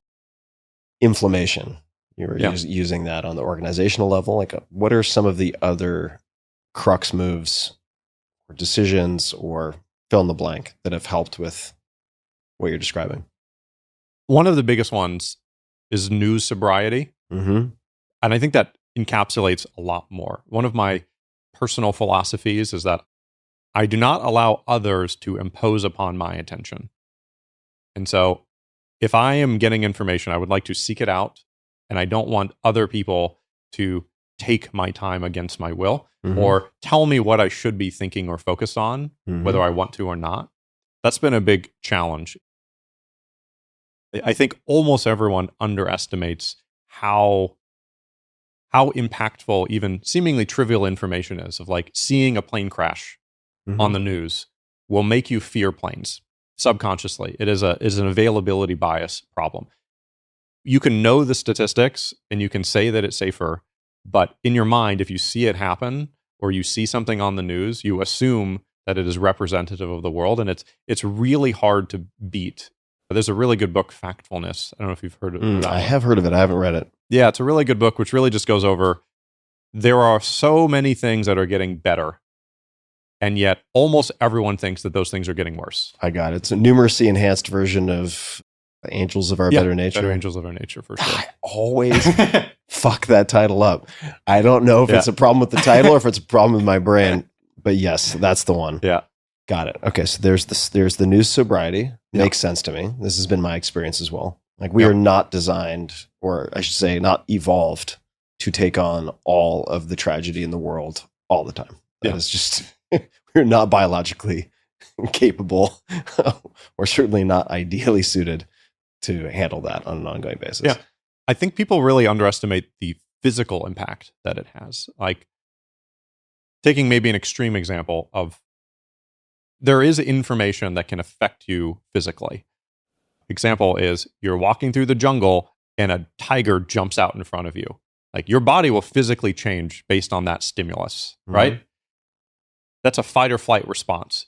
Adrenaline, all kinds of stuff that is bad for you. The same exact thing happens. Chronically bad for you. The same exact thing happens when people watch the news or they see things that make them anxious. And they say, well, it's just information, but it's not a neutral thing. Yeah. It really does have an impact. If it bleeds, it leads. I mean, there are a lot of expressions like this in the news game. Totally. All right. So the many implications, the multifaceted payoffs of news sobriety. What else? I feel like there's more. I do a lot of walks. Mm-hmm. I try to read at least 2 books a week, and I do most of those as audiobooks, just going on long walks. How do you choose your books? A lot of them are through recommendations. I host these salon dinners, maybe roughly once a month. And one of the questions that I always ask people is the intros are always your name and the last book you read. And so that's sort of my hack for getting good book recommendations. Mm-hmm. And I add them to my wish list on Audible. And then one of my new rules over the last couple of years is I will only purchase a book if it is the next book that I'm going to read. Mm-hmm. Because I found that I'm a chronic violator of this. Oh my God. I just found that stacks of books that I have committed to reading that I have not read felt like a betrayal of my own commitment to myself. You know, there's a Japanese word for this. No. The stacks of books and this like guilt and obligation that it elicits. Tsundoku. Oh, yeah. Tsundoku is the word for that. It's a thing. Yeah, for sure. And I just realized I'm just going to put them on my wish list. And then when I feel like reading a book, when I finish whatever book I'm reading now, I go to it and I scroll through it. What am I feeling like right now? Mm-hmm. You know what? A biography feels really good. I'm going to download that. So my wish list is probably 200-300 books. So I have a pretty deep backlog. All right. All right. I want to stick with we are going to come back to the salons because this underscores something for me that has proven very important also. But before we get to that, so you have a backlog of 300 books. How do you choose the next book? Don't tell me recommendations because those are all recommendations. Yeah. How do you decide? And are there any books that have been particularly sticky in your mind in the last handful of years? The answer is it's purely based on feeling. Mm-hmm. I used to read a lot more books optimistically of like, I should read more about that. Even though I don't really want to, I just feel like I should. Right. And it's usually a slog, and my rate of reading is way lower when that happens. Mm-hmm. And so I now, when I finish a book, I go through and I'm glancing through the titles. It's like, you know what? I do actually want to read a book on complexity right now. I'm going to do that. That sounds really interesting. Or I do want to read this science fiction book that I've been hearing about. So it's more of full body yes type of situation. Exactly. Mm-hmm. Yeah. And, all of those books were added to the list because I thought at one point that I would be interested in it. And then things change. Maybe I'm not interested in it anymore. Mm-hmm. And so, it's just like in the moment right now, what do I want to read? Mm-hmm. I found that to be something that really also keeps the velocity up of the books that I want to read. Okay. Any books that have stood out in the last while? Could be from 10 years ago. Doesn't really matter. Like books that have made a substantial mark. Doesn't have to be practical. It could be a fiction book. Although sometimes fiction is practical. I'll just say that as a sidebar. Anything come to mind? One of the books that I find myself frequently coming back to is The Lean Startup. Mm-hmm. Yeah, Eric Ries. It's a classic. I probably reread it every 1 to 2 years. And every time I facepalm, like, how did I forget this? We should obviously be doing this. Mm. So there are a lot of books like that. Another one that I frequently come back to is Nonviolent Communication. Mm-hmm. It's a similar book. Every time I read it, it's just like, I need to be doing more of that. There's a whole series of them. I keep track of all the books that I read on Goodreads. So. Mm-hmm. Okay. So we may share some of those, and certainly the ones that you've mentioned we'll put in the show notes. The salons. Yeah. Tell me more about this and also how EAs help with this, if they do help with this. And for people listening, we are going to come back to answer the question, what on earth does Sam use 4 EAs for? Which is a very fair question. So this is a way of edging back into that territory. But one of the biggest upgrades in my life in the last few years has been seeking to add the positive before trying to remove the negative. And this hints at a bias that I've had for a very long time as someone who's hyper vigilant that I very often look for problems to solve, and we're rewarded throughout life for being good at solving problems in school and so on. But just removing friction does not a great life make. Yeah. And so I've, in the last few years, blocked out extended trips with friends, extended time off the grid, extended time with very vigorous physical activity or sports, and block that out in advance. And I find that is an inoculation against a lot of the stress that can seem pervasive if you don't have things like that to offset some of the weight of the world, of the job, of being a human, etc. So the salons are super interesting. What do the salons look like? What does the format look like? And it looks like you have a document showing people how to host salon dinners. So yes, if we can put those in the show notes, that would be great. Yep. So let's talk about the salons and then how EAs help or don't help. I've been hosting these for a long time, like well over 100 of them at this point. The salons that I like to host, they tend to be really intellectual. And so there's a topic that is usually just something that I am personally very interested in. And so what would be some examples? I mean, it's like death. We're going to talk about death. Yeah. Death is one of the salon dinners that we have planned later this year. It's on death. We had one. It's all the rage. Yeah. We had one a few weeks ago that was on the epistemic commons, on this challenge of sense making collectively, as we have these different versions of the truth of the world that continue to separate. Our ability to just agree on what is real as a society is becoming harder and harder over time. We did one shortly before that on expression of love. That was a really good one. And so they range from like deeply intellectual to more personal and experiential. We had a really good one a little while back on human connection and friendship.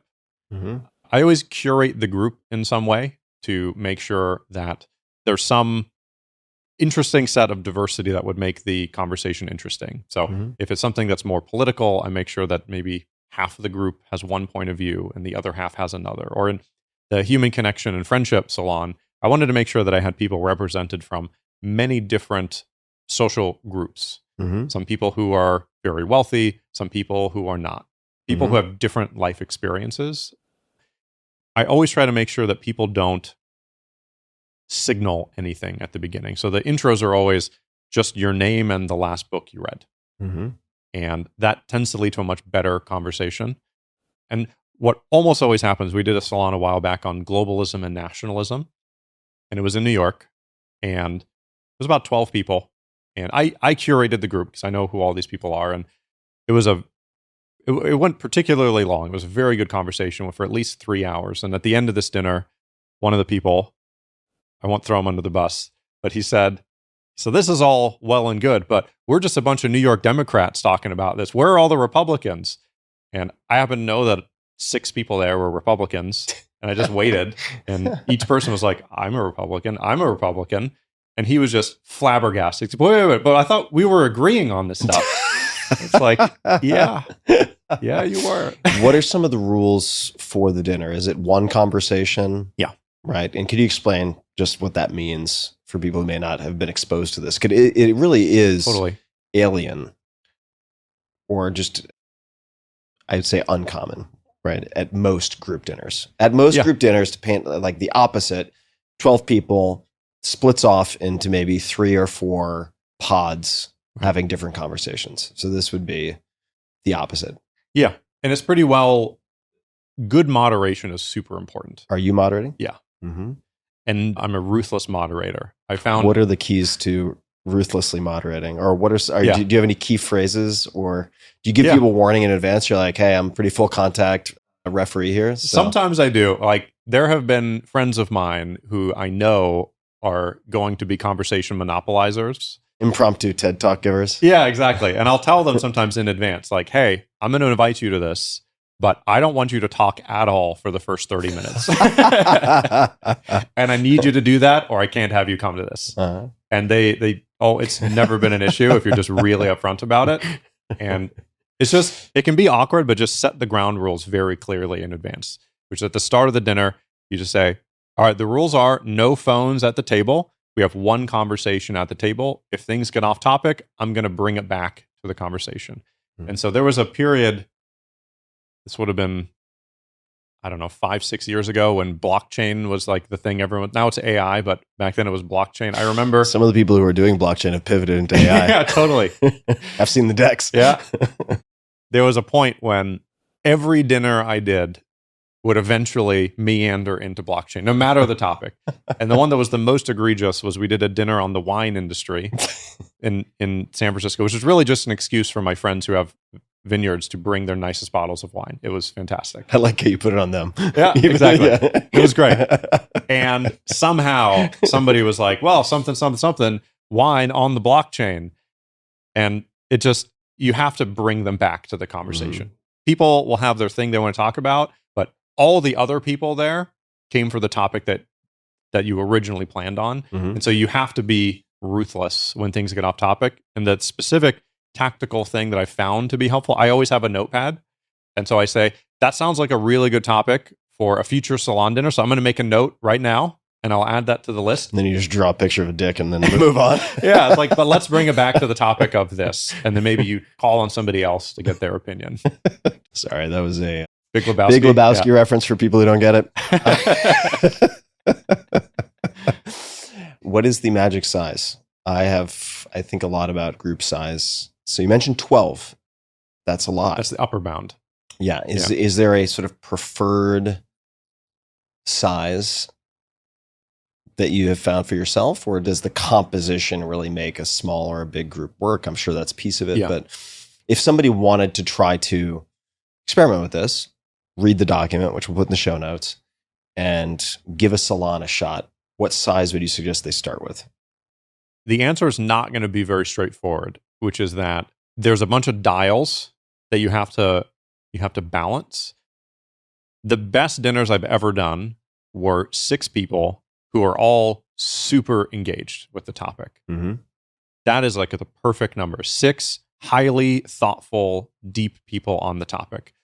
I would say the problem is you always end up with something like a 20% attrition rate.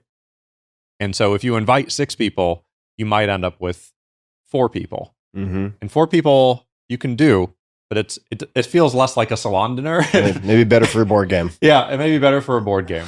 It's just, you can do it. It just doesn't feel like it's an event. I optimize. I try to get it to 8 to 10 is how many I actually want to come.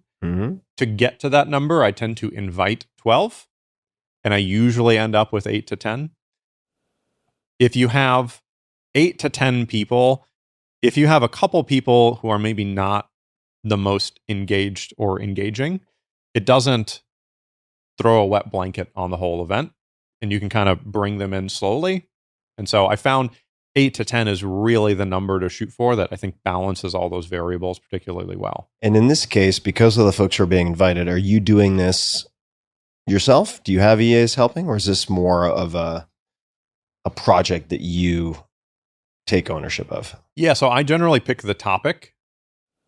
I always send out some explanatory text of motivating questions of what is the topic. I use ChatGPT for that. So like a recent example for the Epistemic Commons salon, I asked ChatGPT, I'm planning on hosting a salon dinner. I need 5 questions for this topic. Here are the issues that I think are relevant. Can you create some motivating questions for the dinner? And it nailed it first time. Almost every time it does. It's pretty remarkable. And you have created the invitee list? Yeah, I've been adding people to the list as I meet people, as I find people I think would be interesting people to have at these dinners. I just add them to a list. And then once I come up with a topic and the motivating questions, I pick a date, and then I tell one of my EAs to send out the invitations. The whole rest of the process is basically done by them. My only real involvement is I pick a topic, and then she compiles all of the people that have opted in. And then it's usually 20 or so people, depending on where it is. And then I will curate who I think will make for the most interesting conversation from that list. Question about the email invite, and this is going to be very granular. What does the language in that invite look like? And maybe it's too much time in Japan, but I'm like very sensitive to, overly sensitive probably to a lot of social etiquette stuff, which Sure. will tie back to Calendly, so I don't leave that dangling as an orphan topic. Briefly, we'll touch on that. Is it? I'm maybe not speculating is the best way to go. What does the email invitation look like? And and does it come from you, or does it come from your assistant? Yeah. Who is writing in your voice? What does that look like? So the specific text of the email is in the Notion doc, so that'll be easy to share. I basically say, I'm hosting another dinner. Here's the topic. Here's where it's going to be. Here are the motivating questions. I got it. So it's first person in your voice, sent from your account by your EA? Yep, sent from my email by my EA. And at the bottom, it says, sent on Sam's behalf by Sam's EA. Mm-hmm. The people then respond to it. Those get tracked. And I also, usually about a week before the event, when things have sort of finalized, my EA goes through everyone on the wait list and sends them a note saying, like, sorry, but there wasn't space in this one, but we hope you can join in a future dinner. Mm-hmm. I find that's a nice, instead of just ghosting people, closing the loop on it. And very rarely, but occasionally, somebody flips out, and then I just remove them from the list and they don't get invited anymore. Yeah. You don't not want that as 20% of your attendee base. Right. It's not worth it. Calendly. So since you are using your calendar as your fine-tuned to-do list, let's just say, that means your availability would seem to be much more predictable. What is Calendly? How do you use it? And how do you overcome some of the social hurdles that might be associated with it? Calendly it's an incredible time-saving tool where you set times that you're available. It syncs with Google Calendar. And so when I have time blocked off to do things, it doesn't show up as an availability. And you set what hours you're available. And so people can just pick time on your calendar. This is why I think when I get a calendar link from somebody, I'm touched, because they are allowing me to impose upon their attention. They're saying, I'm giving you access to my time whenever is convenient for you. And that's a tall order to like get that from somebody. For some reason, there are people who are deeply offended by it, and I really do not understand it. It's not a small percentage, though. It's a decently high percentage. So have you found any way, just like the sent on Sam's behalf at the bottom, right, I think that's a contributing ingredient that helps that to work. Yeah. Are there any ways you've been able to preemptively smooth potentially ruffled feathers with Calendly, or not really? I think the solution is just to slowly filter those people out of your life. I think that's kind of the answer. Like if that's the hill you want to die on, then like we'll be on different hills. It's okay. Right. Okay. Makes sense.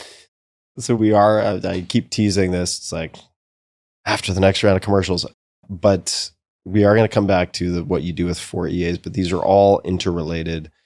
Briefly, a question on sort of higher level principles related to inbox, and then just the tactical question of how do you actually go through your inbox. Yeah. So the first is you talking about, and I'm putting words in your mouth, but trying to recap here, see if I get it right. Basically doing a version of repeating the task back to you, which is reducing the ability of unwanted or unhelpful or unactionable information to impinge on your life. So you can be proactive. Yeah. However, you spend a lot of time in email. And for a lot of people, that is the arena that you enter that is full of everyone else's agenda for your time. Sure. So you can become very reactive. So I'm wondering how you think about using email proactively and not becoming overly reactive, getting pulled away from your priorities if you've set them. Yeah. And then I suppose the follow-on question is just how you process email. I'm an inbox zero person. I try to hit inbox zero at least once a week, which is the practice of marking all emails that you've processed as done. So you get to the end of the week and you have processed all of your emails. It is definitely one of the holes in the strategy where I get lots of uninvited inbound information. I do have a process by which my EAs clear my inbox. I have a separate category called not important, where they go through and they just move all the things they don't think I need to see into that. And I check it every once in a while. And in the early days, every so often, they would flag something as not important that I actually should have seen. But at this point, it's like a 100% success ratio of them seeing my patterns. And typically what I do is I turn on a Loom as I'm going through the not important. And I say, yep, these all make sense. Oh, this one should probably keep in because of this reason. This one we should pull in because of this reason. And then I just share that to them as feedback. And then the process just gets better. It's probably the biggest hole of people imposing upon my attention. And it's something that I'm trying to work on a solution to. I know there have been interesting companies that have tried different things like you have to pay money to send somebody an email. I don't know if those ever took off, but that's an interesting strategy. It's like just adding some friction. It's like, yeah, if you pay me $100, you can send me an email. That's okay. And I will read it. I'll definitely read it if you pay me $100 to get an email. Sure. So the nature of processing email, I think the way to do it most efficiently, I use Superhuman as a tool. Hotkeys are probably the lowest hanging fruit for people to improve their productivity for almost no cost. How do hotkeys differ from keyboard shortcuts in Gmail? It's the same idea. Okay. The thing is, most people just don't take the time to learn it. There's several studies on this that I can share with you, but it's like free productivity. You spend a handful of minutes, 15 minutes, maybe 10 minutes one time learning what hotkeys to use. And most people will see a 10 to 40% increase in productivity immediately for the rest of their lives. And yet, most people don't take the time to learn them. Like it is, if you are not using hotkeys to process your email, if you're in Figma, learn the hotkeys. If you're in Photoshop, learn the hotkeys. It is a free productivity boost for almost no cost. And in the case of email, and you have reply all, archive, what are some other functions that you would access with hotkeys? So, Mark has done, I think one of the biggest ones is snippets, where you have pre-drafted messages. And this is something that it's really easy to see when, a good example, my co-founder, Casey, when she was struggling with email, I asked her to just record yourself doing email for however long it takes, and then I'll watch it and give you feedback. And this is the workflow thing, where she just recorded it, she shared it with me, and there were many points where I would say, hey, during this point, have you noticed this is the fourth time you've sent this exact same email, and you type it out every time? You should just create a snippet, and you should just send it to them. You see this part here, where you wrote a very long response. He was actually really just asking for a yes or no. You didn't have to provide much longer context. You could have said, yeah, that sounds good. If you need any more context, let me know. And that could have been it. You didn't need to spend 15 minutes on that. You could have just said, yes, and if you need more, let me know, and I can give you more. So don't make the assumption that you have to spend 15 minutes on it if you usually don't have to. And so just having that feedback loop is really helpful, and this keeps tying back to Loom as a useful tool for this. But like being able to just see it, in a previous era, you would have just had a coach standing over your shoulder watching. And now you can do this asynchronously. I can watch it at 2.5x. I can skip over parts that are not relevant. So it's just it's a really big enablement tool.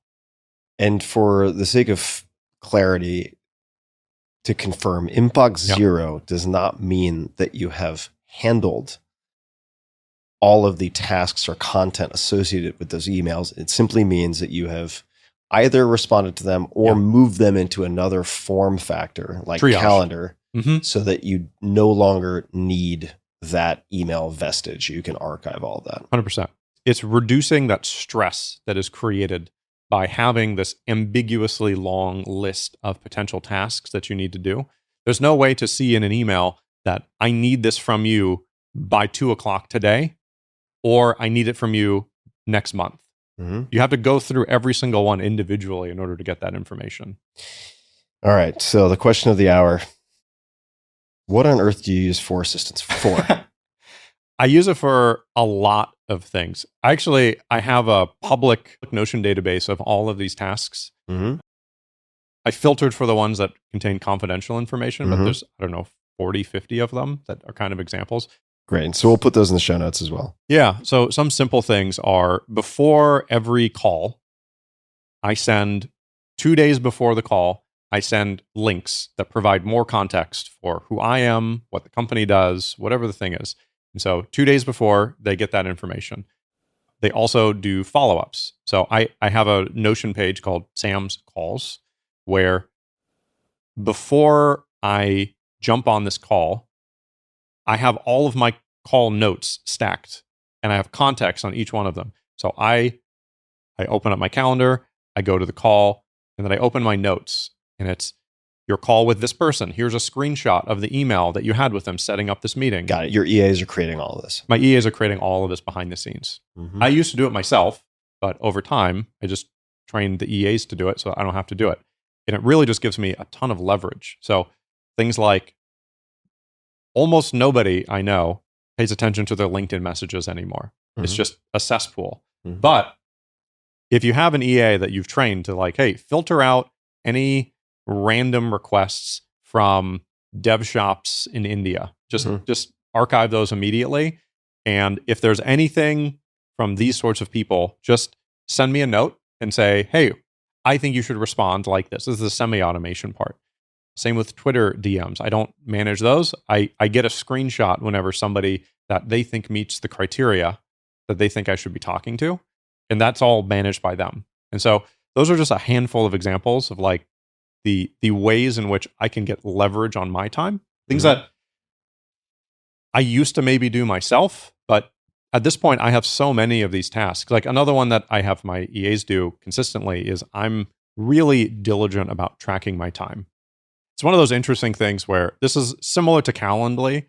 I get people who just aggressively negatively respond to the idea that you pay attention to where your time is going. Really? Oh, yeah.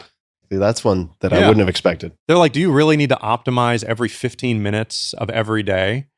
Like, don't you have time for spontaneity? These are the common things that I hear. The answer is like, yeah, of course. I have lots of time for spontaneity. I schedule it. It's like, this is a week. I'm not planning anything. Anything could happen, but I'm doing it on purpose, not by accident. Mm-hmm. I don't know where that negativity comes from, but I certainly hear that a lot. So one of the things that they do is I have a set of categories that are things that I think that I want to do with my time.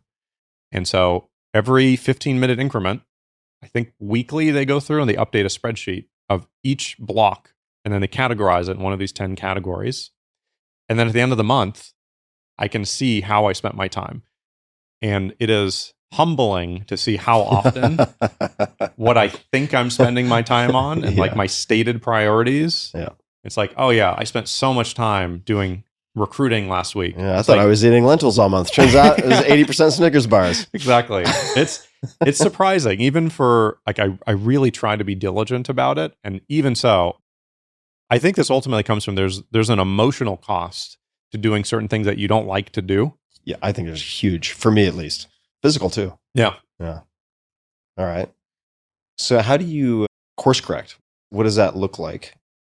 Are there certain tasks or types of work or interactions that you just categorically do not engage with now? Are there kind of no categories for you? It's more that having the awareness. I was talking to somebody recently about this, where we did a values exercise, and they came up with a set of values that they have. And then it's a bit of a trick question, because then you say, all right, let's go over your calendar and how you spent your time. And they'll say, oh, my values are friends, family, this, that. And it's like, oh, how'd you spend your time? It's like YouTube, Instagram. It's like, do you notice how none of these things match? Like your actual priorities are consuming news. Your actual priority is doing sports, which is fine. There's nothing wrong with that. But empirically, your priorities are this. How you spend your time are your priorities. And that's a difficult thing for people to understand, but it really is like an epistemological problem where like the example would be if you're an axe murderer, but you go your whole life and you never murder someone with an axe, are you actually an axe murderer? Like the act is what makes you what you are. Yeah. I think this is Ben Horowitz's book. Like what you do is who you are. Mm-hmm. Like that is what it is. How you spend your time. Yeah, It doesn't matter. Your calendar is your priorities. Yeah. It is the empirical record of your actual priorities. And almost everybody that I talk to, those two are not matching. Okay. So for those people listening, they might think, well, 4 assistants, not to beat a dead horse, but I think it's maybe a semi-dead horse that's worth beating a little bit more. They might think, why 4? I mean, I imagine that 1 would be more than enough. What about, and this comes back to an earlier concern of maybe novice, intermediate delegators. I consider myself a pretty experienced delegator, and I still think about this, and it causes me some hesitancy. Underutilization. Could you give a few more examples of tasks and why it makes sense for you to have multiple people? Almost all of the tasks that I have them do are recurring ankle biter tasks that would take me 5 minutes here and there. And the reality is they just accumulate. So part of it is that almost certainly I will be able to do it faster and more effectively. But this is a comparative advantage thing, is if it takes me 10 minutes and it takes them 30 minutes, that's fine. Because I have other things that I could be doing with my time that are higher value than these tasks. And so if I could be spending 30 hours a week on these tasks, it might take them 90 hours a week, 100 hours a week of effort to be able to do these tasks. But then I don't have to do them anymore. And then I can do other things. I certainly didn't start with 4. I started with 1. And she's been great. And interesting thing about this is we're really leaning into remote. She's in the Philippines. We don't overlap very much in terms of time zone. I have still not communicated synchronously with her. All of our communication has been async in Looms or in content or in some form of async manner so that you can reference all of your previous conversations. I don't have any specific reason not to talk to her. It's just we haven't needed to do that. That's incredible. All right. So we'll make that list of tasks available. Where are the most common areas for improvement, growth opportunities for people who are blue belt delegators, right? So these are people who've been, maybe they've been working with an EA for 6 months, a year. If they were to send you, you were just magically able to ingest with a port on the back of the head, like the Matrix, 1,000 Loom interactions they've had, workflows, etc. Much like you looked at your co-founder's email flow. What do you think the most common types of advice would be, or issues would be that you would spot? I would say for somebody who's a blue belt, which I don't know my belts, I assume that's blue belts, medium belt. It depends on the system we're talking about. But yeah, what I mean to say is intermediate. Yeah, if somebody is intermediate, I would say that one would be creating a system of feedback loops. So something that, because one of the things that fails here, and this was a conversation I recently had with somebody on our team who said that he just doesn't feel like he's getting leverage out of his EA, which is surprising because I see how much leverage he gets. And having a system where you keep track of all of the ongoing tasks. And I said, okay, cool. Well, if you don't need one, that's not a big deal. Obviously, it costs us less money. But before we do that, let's go into the database and let's see all the tasks that this person is doing for you. And let's decide which of these we don't need. And he had something like 30 ongoing tasks. He said, how about this one? He's like, no, I definitely still need that. How about this one? Yeah, that's probably should keep that one. And like we went through almost all of them. I think we eliminated 2 of them. It's like, okay, well, it sounds like you're getting a lot of leverage out of your EA. Let me ask a strange question. Why would he be interested in having his EA do less? Did he feel like he was spending more time on managing them than the work product that was being produced? Like, what is his incentive? How does he benefit from having this conversation? Yeah, he is somebody who has the company's best interest in mind. And he just doesn't feel like we're getting X dollars in value from this person's tasks. And then we looked at each of the tasks and we looked at how much time each task takes. And the thing is, they're happening behind the scenes. And so he didn't have a lot of visibility into it. And so this is one of the reasons why we actually internally, why we do the Friday forum, is celebrating wins and having artifacts to represent progress is actually really important. And by artifact, you just mean some type of captured media generally? Yeah. It can be anything. It can be an image, something that shows progress over time. People need to feel that things are working and that things are good. If they don't, you just leave this void where people, the example of the person who felt like he wasn't getting leverage from his EA, he just hadn't looked at all the things that they were doing. Like they were all there. He could have found them, but they were all happening behind the scenes and he forgot that the automation was even happening. And so just having that visibility and saying, okay, like we ended that conversation going, you actually might need another one because you're already almost at the limit of this person's capacity. And we only eliminated 2 out of something like 40 tasks. Another one that I would say for people who are blue belt level delegators is really doing more in parallel tasking, which is anything that you are going to do anyway, just have your EA or chief of staff do it as well, but don't put them in the mission critical path. This is one of the failure modes that a lot of people have. Could you give a concrete example of what that might look like? Yeah, so let's say you have something that needs to be delivered on Friday and you were going to do it, but instead you hand it off to your chief of staff. Don't rely on what their output is to get that delivered on Friday. If you were going to do it yourself, just do it yourself anyway.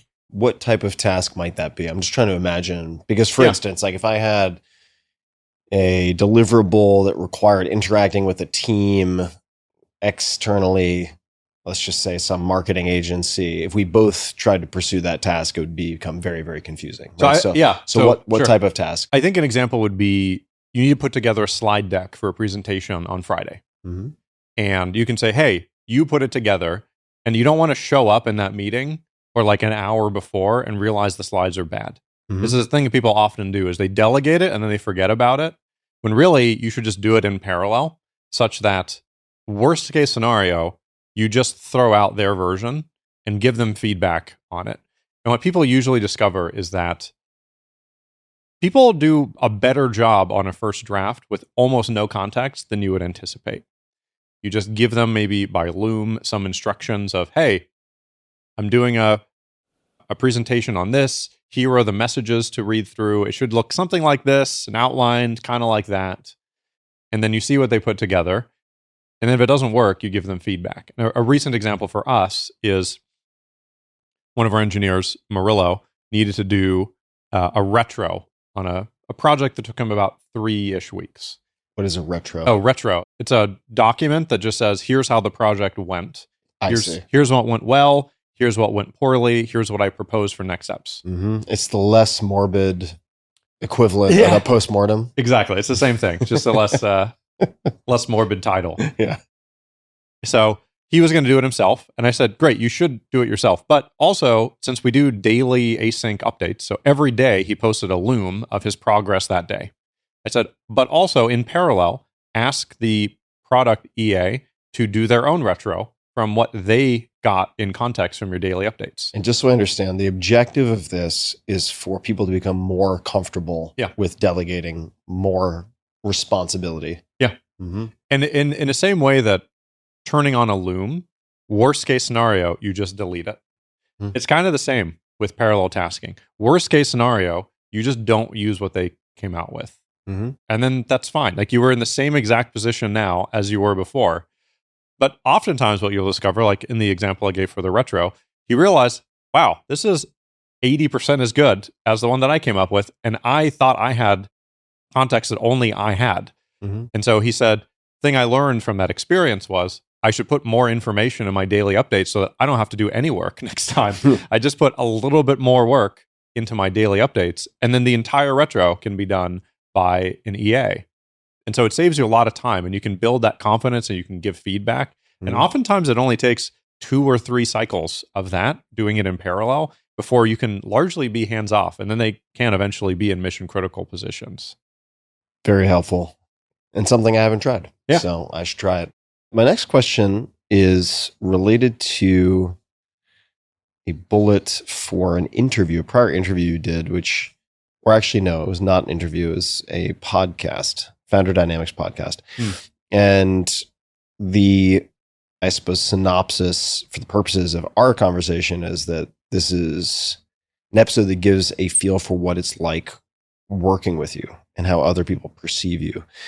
And I recently interviewed Dustin Moskovitz, co-founder of Facebook, co-founder of Asana, current CEO of Asana. And in prep for our conversation, they also did an immaculate job of prep notes, and they sent a number of different things. One of them I had not seen before, and I've had some interaction with Dustin over the years, was in effect, I can't remember the title, but it's working with Dustin as a document. It's basically a user guide to Dustin, and it lays out all sorts of things: his temperament, his preferences, the things he hates, his Enneagram type. And I found it very compelling to the extent that I'm probably going to create something like that, because it could also be useful for external parties, contractors, agencies, who knows. Do you have something like that? Yeah, or totally. What form does it take? Exact same format. We both took it from the same person. I don't remember. I think he referenced it in the podcast, but there's a specific person who popularized this, and we largely use the same format. It's also part of our onboarding. One of the deliverables at the end of month 1 is each new hire writes their own user guide, and it's been super helpful. Okay. So in that case, could you, just for people who have not listened to the Dustin episode or seen the document, what are some of the key ingredients in that user manual? And I wish I could give proper attribution to the person upstream. I can't recall the name. Yeah. But we can put it in the show notes for folks. For sure. One of the categories is just background. We do a little bit more work than is typical. We actually hire a writer to do what we call a spotlight, where they interview this person and give like a whole rundown of interesting things about them. And so you read a little bit more about them. You learn what their hobbies are, where they grew up, all kinds of stuff. The more tactical things are like communication patterns. For example, for me, I really, really do not like being interrupted. And so my phone is by default. Sorry about the last 2 hours. No, I mean like during the day. Okay. Yeah, like intraday interruptions. So like my phone by default is on do not disturb mode pretty much all the time. It is often in airplane mode. And so when I'm working on things, I really, really do not like getting text messages from people, like anything urgent, because this is something that I've just come to accept about myself, is that it takes a long time for things to get loaded into memory. And these constant context switching. This is why I load all of my meetings on Monday. If I'm in manager mode as opposed to maker mode, I have no issue context switching all the time. But if I'm trying to deliver something, or I'm trying to write code and I get disrupted, you drop all the balls. Yeah, it's a real problem, and I feel it viscerally when I get pulled out of flow state. So I usually tell people that when you see a deep focus block on my calendar, unless it is a real emergency, don't text me. Send me a note. I'll get to it at some point. Other people are exactly the opposite, which is they say, text me anytime. And I like to be fast responder. That's my thing. Gunslingers. Yep. Yeah. And there's nothing wrong with one way or the other, but just learning how to interact with different people, we found it super helpful. What else would you say about what it is like to work for you, or how others perceive you? One thing I would categorize as a misconception, which is that I'm extremely diligent and rigorous and disciplined. My default behavior is not disciplined.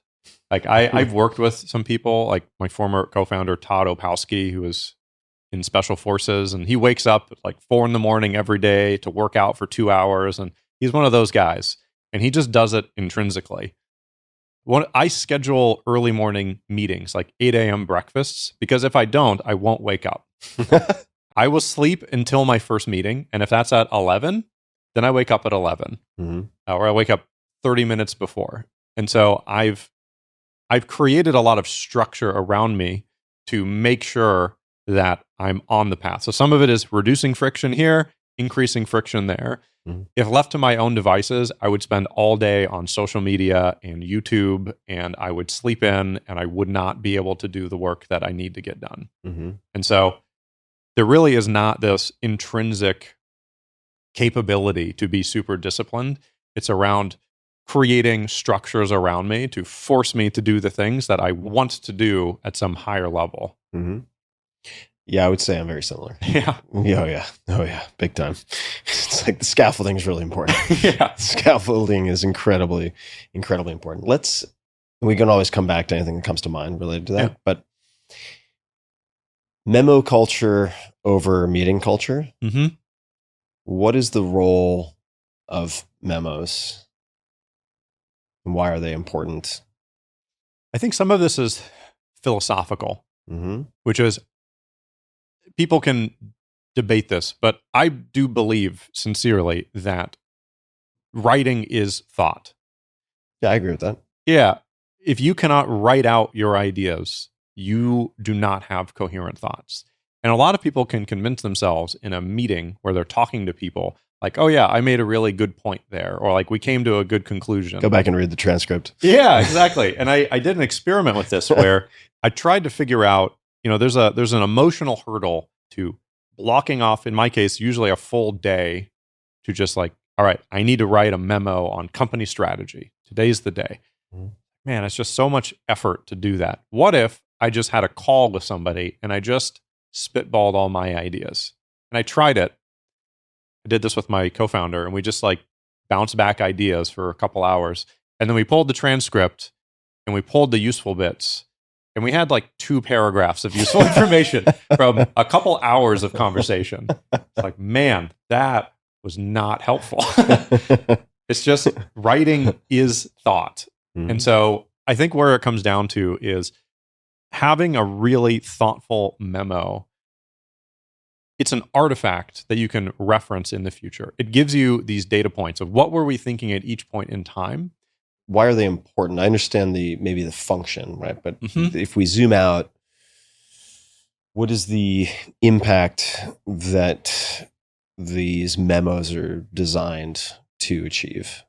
We have a memo on memo memos. about memos. Yeah, it's about long form memos. Turtles all the way down. Yeah, it's on long form memos and decision making, which is that some of this is just a personal preference, but I think there's some universal truth to it, which is that for me to have confidence that somebody is good at their job and knows what they're doing, you don't just get that for free. You have to earn it. And it typically comes from, in my case, a long form memo.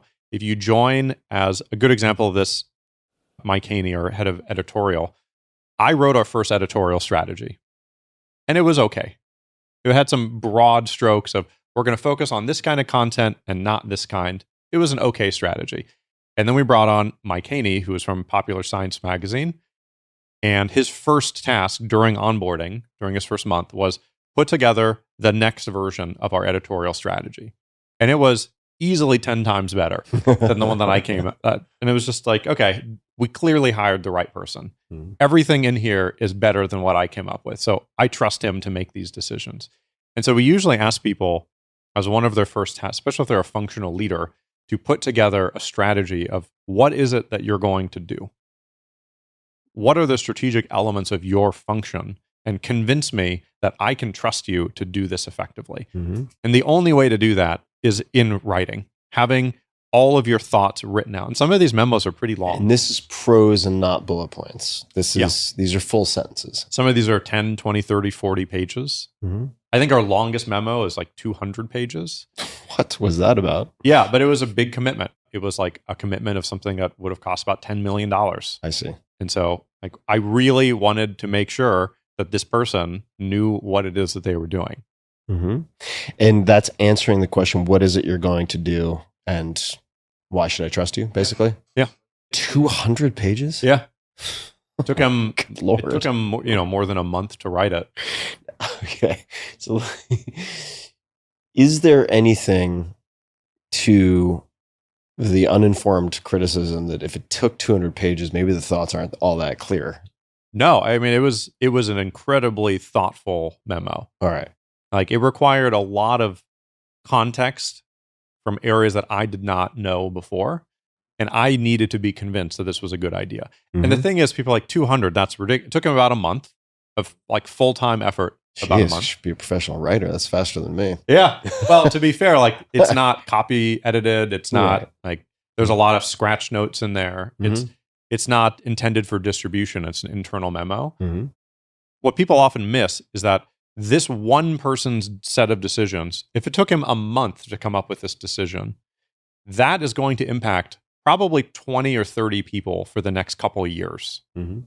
And if it takes him an extra week to make the right decision, So be it. yeah, by all means, take an extra week, take an extra month. Mm-hmm. Like take however long it takes to make sure that this is the right decision, because it has long-lasting implications for the business. And so you kind of have to weigh these things on, you don't need to write a 200-page memo for something that's really trivial, but you still have to convince me that this is the right decision. And you can say, look, here's what we think. Here's a comp that does it really well. It's going to take us 1 week to try it. Mm-hmm. It's like plausible. Sure, great, go for it. But if what you're saying is, here's how I want to spend $20 million over the course of the next 2 years, it's got to be pretty convincing. And it's probably going to be more than a couple bullet points to convince me. Do you have any style guides or book recommendations that you provide to new hires? They could be junior, they could be senior, to make them more effective written communicators, better writers? We've tried and we've thought about it. The best style guide that we have is really just our existing memo structure. Mm-hmm. There's somebody, David Perel, who does a writing course that we've talked about, maybe putting together something for like corporate writing, but he hasn't put that together yet. Hopefully he does at one point. There's definitely space for something that you can give to people in a corporate setting to help them up-level their writing skills. It definitely does filter people out. We've had people opt out of our interview process because of the requirement to do writing. And one could argue that those people might not be capable of the kind of thought that we need them to, but I mean, they'd certainly be incredibly unhappy in the company also. Yeah. So for sure, good to opt out early. I very much view this is one of the failure modes that I think many companies find themselves in with recruiting, is that it is fundamentally a matching problem, not a sales problem. And so I share a lot of information during the interview process of all of the reasons why you probably won't want to work here. And some people are super energized by those. Like I had an interview very recently where I talked about all of our one-on-ones are recorded and shared. In fact, this conversation that we're having in this meeting, like this conversation is recorded and will be shared with our whole company. Mm-hmm. And the response was, okay, can we delete this recording? And I don't want to be part of this anymore. It's like, great. Like we've now ended the process. And best luck in your future endeavors. Exactly. And there's probably a place where it's a better fit, but this definitely would not have worked. Mm-hmm. And so, yeah, it's really about finding those points at which somebody will opt out of the process. Mm-hmm. Are there any particular memos that have had a disproportionate impact, putting aside the memo related to the large investment that would be occupying dozens of people for several years, which I recognize we've already covered as important? Are there any shorter memos that you think have had a wide-ranging or long-lasting impact that you're particularly proud of? Not necessarily that you wrote, they could be. Yeah, there's quite a few of them. I think one of them is an article you wrote on organizational entropy, just broadly on strategies for fighting it. And I think that was really helpful for a lot of our managers to just recognize. I was talking to somebody on our team who, this is a bad habit that a lot of engineers find themselves in as well, where you get really deep into a project and then the code base gets kind of complex. And then you just say, I just want to start over. And then you start over with something smaller, which is lower complexity, but it takes you a long time to just get back to status quo. But now it's lower complexity. And then at some point, it starts to get complex again. And you say, I don't know, let's just start over. It is almost always the case that what's happening is parts of the code base are rotting and there is no mechanism for keeping the documentation up to date. And the assumption that a lot of people have is once it's shipped, then it's done. But really, you've just created a new evergreen obligation for yourself. Every new surface that you add is an obligation to maintain, maybe forever. And so what do you mean by surface? As in, like, if you create a new screen on your app, you now have to maintain that forever, or somebody does. Mm-hmm. It's not just done, and then you can move on with your life. You always have to have some process for This saying, is your bonsai garden. yeah, exactly. You have to constantly come up with a process for, hey, this screenshot that we just made on this new website, this will be out of date next time we update our app. Mm-hmm. And so you have to create a process for, on some regular basis, maybe weekly, maybe monthly, check, is the current state of our app aligned with this screenshot of this surface? And then you have 50 surfaces. You have to check all of them to make sure. And if your conclusion is that is too much maintenance, then the answer is, well, then you need fewer surfaces. Mm-hmm. And you need to figure out how to reduce that complexity of maintenance. So next, I would like to chat about your sabbatical briefly. And that may not be the term that you would apply, but you took a year off after your last company. And you studied two things, theology and network theory. Why did you choose these two? And I understand these words separately, but honestly, I have no idea what network theory refers to. So how did you choose these two? And then could you please explain network theory and what has come of that? Yeah, so I had a whole list of topics. Some of them ended up being much simpler or more shallow than I was expecting. One that was simpler, I had on my list bigger of things. calves. How can I get bigger calves? One of them was getting up to speed on the state of AI. This was 5 years ago now. And the last time I had done it was maybe 10 years ago. And it was really hard. There were no libraries. There was no real tooling. And then next time I get into it, a friend recommended the Fast AI course. And it was so easy. My goal was to create something that can recognize images of cats. And it was literally the tutorial in Fast AI was to recognize images of cats. I had planned to do 3 months on this, and I only ended up spending maybe a week on it because I get it now. I see what this can do. Mm-hmm. And so theology was one that I became interested in because lots of books available. Yeah, for sure. I grew up, my father is Jewish and secular. My mother is like Richard Dawkins style atheist. And so I grew up not really knowing anything about religion. Mm-hmm. We went to temple every once in a while, but more as like a cultural thing. And if I'm being honest about it, I probably spent the first 25 years of my life generally condescending towards religious people. Mm-hmm. And then as I got older, I kept recognizing that these people who I knew were smarter than me were also religious, which was very strange because this would be a really big oversight. Little cognitive dissonance. Yeah. It's like, how is this possible? And so my conclusion was that there's something about religion. It is more likely there's something I don't understand than it is all of these people smarter than me are missing something that I think is obvious. And so I spent a lot of time. I interviewed a whole bunch of my religious friends. I went to a Bible study class for 10 weeks. So a Christian Bible study. And it was really, really interesting. May I ask you a question? Yeah. How did you choose Christian Bible study instead of Torah, Talmud, whatever it might be? Some of it was, or something else. Some of it just very tactically. I knew a lot more about, I went to Sunday school growing up, so I knew a lot more about Jewish tradition. I knew a lot less about Christianity. Like the version of Christianity that was on my mind was like all the bad things, the Crusades, the bigotry, all of those things. And what was fascinating going to this Bible study class was how the opposite it was of that. It was all about humility.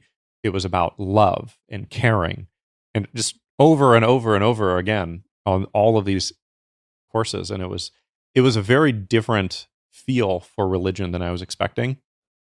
What came up, having talked to a whole bunch of religious friends, part of the reason why I also went to it is some of my friends were going to that church and they invited me. What was really interesting was this one friend in particular changed my perception of what religion means to people. He is somebody who, I didn't know this because as long as I've known him, has been very Christian. And he told me how he grew up an atheist. And when he was, I think, 30, he was going through a bit of a midlife crisis, if that counts, quarter life crisis, whatever the whatever the number is. Yeah, I mean, we never know. Who knows? And he did an exercise where he wrote down all of the things that he wants out of life, which is he wanted a community of people that shared the same values. He wanted to be married to somebody who shared this set of values. He just came up with this whole list and then had this realization, this is Christianity. He was like, oh my God, the red doorknob or whatever. Yeah. Oh, he was like, I just described Christianity. And so he went to a church and just immediately was like, this is it. This is what I've been missing my whole life was this. And I talked to a lot of other people. There's this separation of the ritual, May I ask a question about that? So did he end up, I've been looking for this. Now, this could refer to the total package. It could refer to the values which may be separate from beliefs. Does that make any sense? Right? Yeah. So did he go whole kit and caboodle, including the beliefs, or was it more the combination of all the other facts or elements? Yeah. In his case, he's like, I'm just going to do all of it now. Mm-hmm. And it's an interesting thing.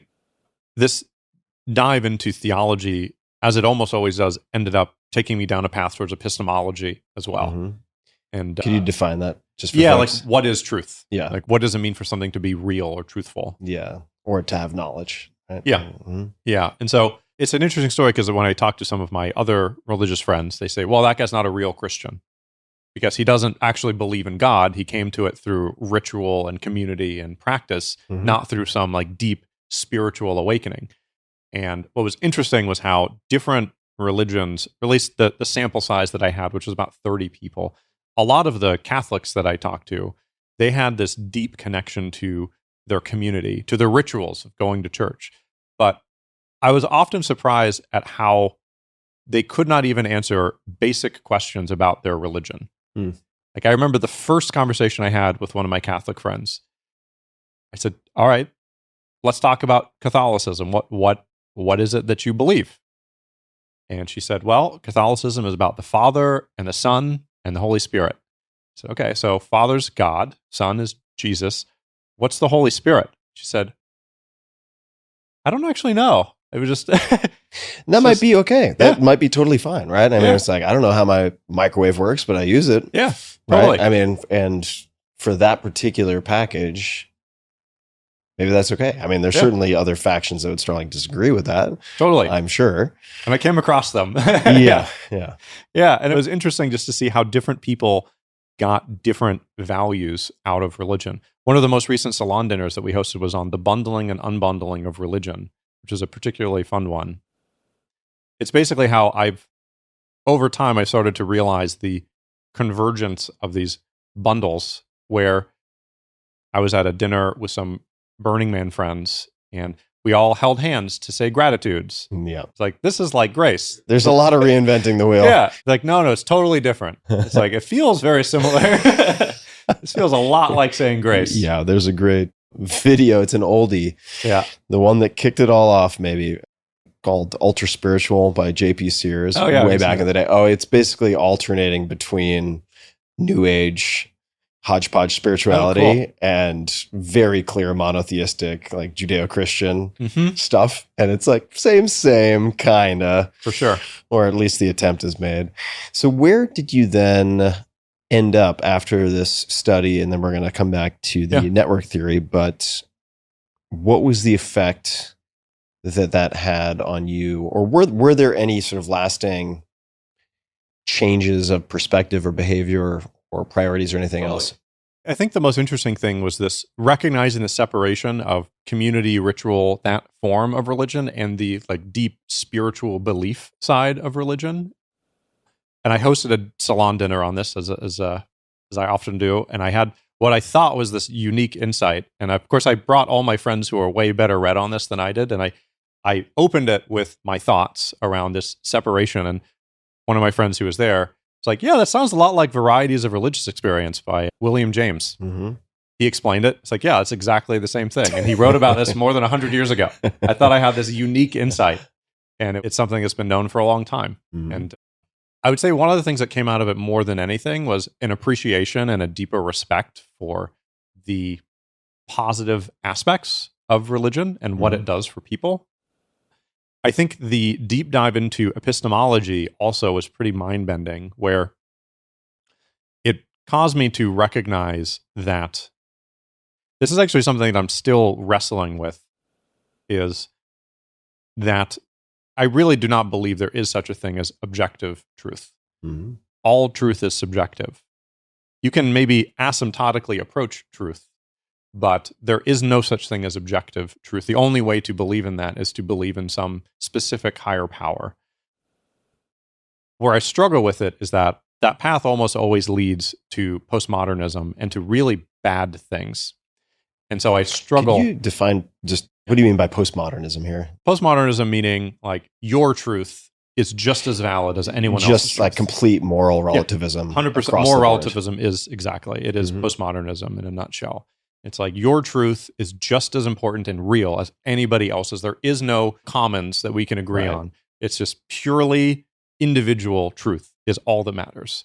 And that leads to bad outcomes. Just in every society that has these postmodernist beliefs, Marxism as an example, tends to lead to really bad outcomes. And so I'm still struggling to figure out how one believes that without leading to some really negative outcome. One of my pet theories I've had for probably 4 or 5 years now, watching the development and ubiquity of, say, social media, and watching elections, and watching very sophisticated sort of disinformation, misinformation campaigns, and how people, I don't want to say by and large, but a lot of folks have ended up in this post-factual, you just can't know what is real, apathetic state. And some people certainly then kind of bleed over into nihilism for a lot of other reasons. But my theory, that's more the observation that leads to the theory, which is there's going to be a Cambrian explosion of religions. They may not self-describe, the people who lead these things, even if they're distributed or self-identify, may not describe it as religion, but it's going to look a hell of a lot. It's going to, look like a duck and quack like a duck, but maybe it calls itself, aquatic chicken. Okay, fine. But I think so too. I think there's going to be a lot of sort of micro religions that pop up, and maybe not so micro. And they'll fight and say that it's not a religion. But like the bundling and unbundling example is specifically, I brought up the example of all of my Burning Man friends. Yeah. It's like you have committed to a bundle, and you can call that bundle a religion, or you can call it something else. Yeah. But it definitely rhymes with religion, whatever it is that you've bundled here. I took a class, I've been meaning actually to get this professor on the podcast, and I need to reach back out to him. I feel badly that I haven't done this. Professor Gager at Princeton, and he taught a class. I'm not going to get the title exactly right because it was 12,000 years ago when I took the class, but it was something like religion, cults, and magic in the Greco-Roman world. Oh, cool. Which very quickly gets to the challenge of labeling. Yeah. And has a lot to do with political powers that be. It has a lot to do with scale, size. Right? If it's 5 people just doing some Wiccan Earth Goddess thing, it's quite different from like 5 million doing the same thing. And raised a lot of very, very fascinating questions for me that I want to unpack with him. So theology, topic number 1, network theory. What is this? So this was another topic that I was particularly interested in more understanding from first principles. A lot of people know things that are tangentially related to network theory, like the Dunbar's number, 150 people. People have some general sense that having a strong network is good. And I wanted to better understand it from first principles. So it's both network and graph theory are sort of the two related topics. Network theory, in my experience, is the language that people typically use for interpersonal human networks, and graph theory is more math.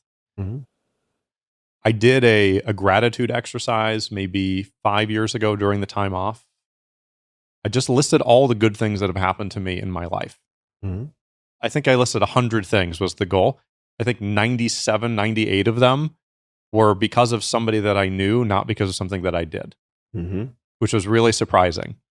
And so I decided I'm going to really put a lot more attention towards who the people are in my life. And so I set a goal, which I still have, of keeping up with 1,000 people that I care about every quarter. Holy shit. Yeah. That sounds like a lot of people. It's a lot. I mean, it How takes... did you choose that number? Because it felt... 100 was too easy? Yeah, 100 was trivial. 10,000 was way too much? Yeah, basically, yeah. That's basically it. Like 1,000 felt tractable, but hard. I probably haven't hit 1,000 in a quarter in maybe 2 years, but I regularly exceed 500. I feel like my cortisol has spiked so hard since you just mentioned that. Maybe I'm just more introverted. I don't know energetically how I would manage that level of communication. So I think some of it is, and this was something that I learned during the process of really trying to be more intentional about who I spend my time with. One of my values really is friendship and people that I care about. And I wasn't prioritizing that to the degree that I thought that I was, given how important it is to my life. Pretty quickly within, I don't know, some amount of time, I realized that the list that I had put together of the people I want to stay in touch with, not all of them wanted to stay in touch with me. And that was... It is a two-person dance. Yeah, exactly. And I don't think I'd fully appreciated that. And this is, energetically, it was very hard because I was trying to force these people to want to spend time with me, and they clearly didn't. Yeah. Bill Gates, I'd appreciate it if you would reply to some of my letters. Thank you. Exactly. Yeah. And so at some point, I realized, I'm just going to change my list. I'm only going to have people on here who I think also want to spend time with me. So it's in both directions. And so if I keep reaching out and they keep canceling or ignoring, it's like, that's fine. I don't take it personally anymore. It's just, they maybe have kids now, they have different life priorities. It's 100% okay. And maybe in 5 years, we can be friends again. It's not a big deal. I used to take these things a lot more personally, and I just don't anymore. And so network theory is really understanding why some of these relationships are more valuable in whatever way you choose to describe value. Is it professionally valuable? Is it personally valuable? Whatever the thing is. And there are several categories that are especially relevant for interpersonal human networks. One that it's a really underappreciated form of network centrality is what's called eigenvector centrality. There's a famous paper by Paul Granovetter, I think written in the 70s, called The Strength of Weak Ties. Cool title. Yeah, it's a very important paper in network theory. It talks about how much more important weak ties are than strong ties. How you are more likely to find your next job from somebody who is an acquaintance rather than a friend. How you are more likely to find your life partner from an acquaintance rather than a friend. Is that because the close friends are so overlapping that there's the sort of the introduction of novelty is less likely? Exactly. It's what's known as a dense network. It is a network where all the people in the network know each other. And so almost necessarily, you already know all those people and you already have all that information. So if there was a job in that group, you would already know about it. And so the second degree and the third degree, eigenvectors, like the nth degree outside of your network, are the people who you should really be thinking a lot more about. And that's where a lot of the value comes from. And so eigenvector centrality is, when I really understood this concept, I started shifting the way that I spend my time in building a network of, it is infinitely more valuable to have one friend who is in a different dense network than another friend in the same dense network. Because you suddenly have access, like knowing one person in the apparel space versus zero makes a massive difference, because they probably know all the people in the apparel space. Knowing one person who's a professional basketball player is way different than knowing zero, because they know all the people in pro basketball. And so this is more thinking about it from a professional lens of when you're doing fundraising or you're building a company. You never know where this value is going to come from. And so finding ways of creating this strong eigenvector centrality, as opposed to what most people think of when they think of popularity, is what's called degree centrality, which is how many people you know. And like, if you're the mayor of a small town, or how many people know you. Sure. This is a slightly different thing, but yes. Degree centrality, that would be called diffusion centrality. Degree centrality is basically popularity. if you're the mayor of a small town, Yeah. you have high degree centrality, but probably nothing beyond that. You are the most connected person in a dense network. Eigenvector centrality is how many people do the people that you know. And so it expands really exponentially beyond what you would get from degree centrality. So let me interject for a second to ask a question, because I find that logically makes a lot of sense if you are trying to increase the surface area upon which opportunities and sort of serendipitous introductions / information can stick.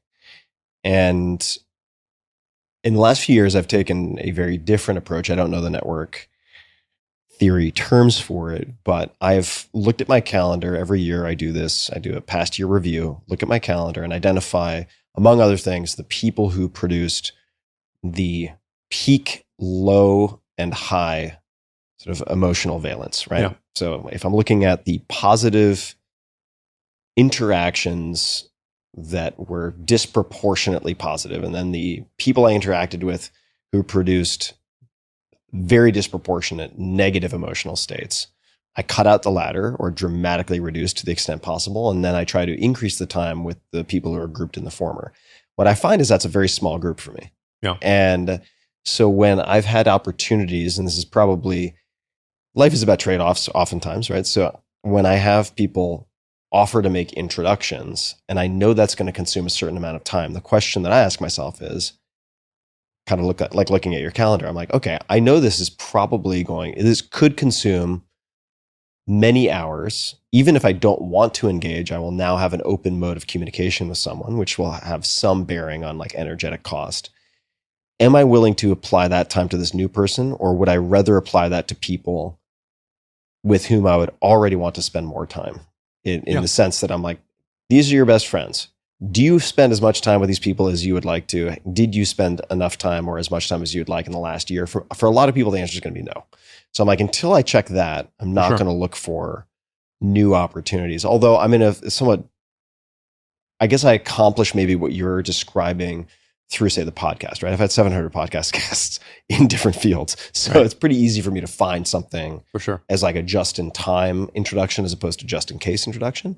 But I guess what I'm wondering is, at this point, you've hosted whatever it is, 100 salons.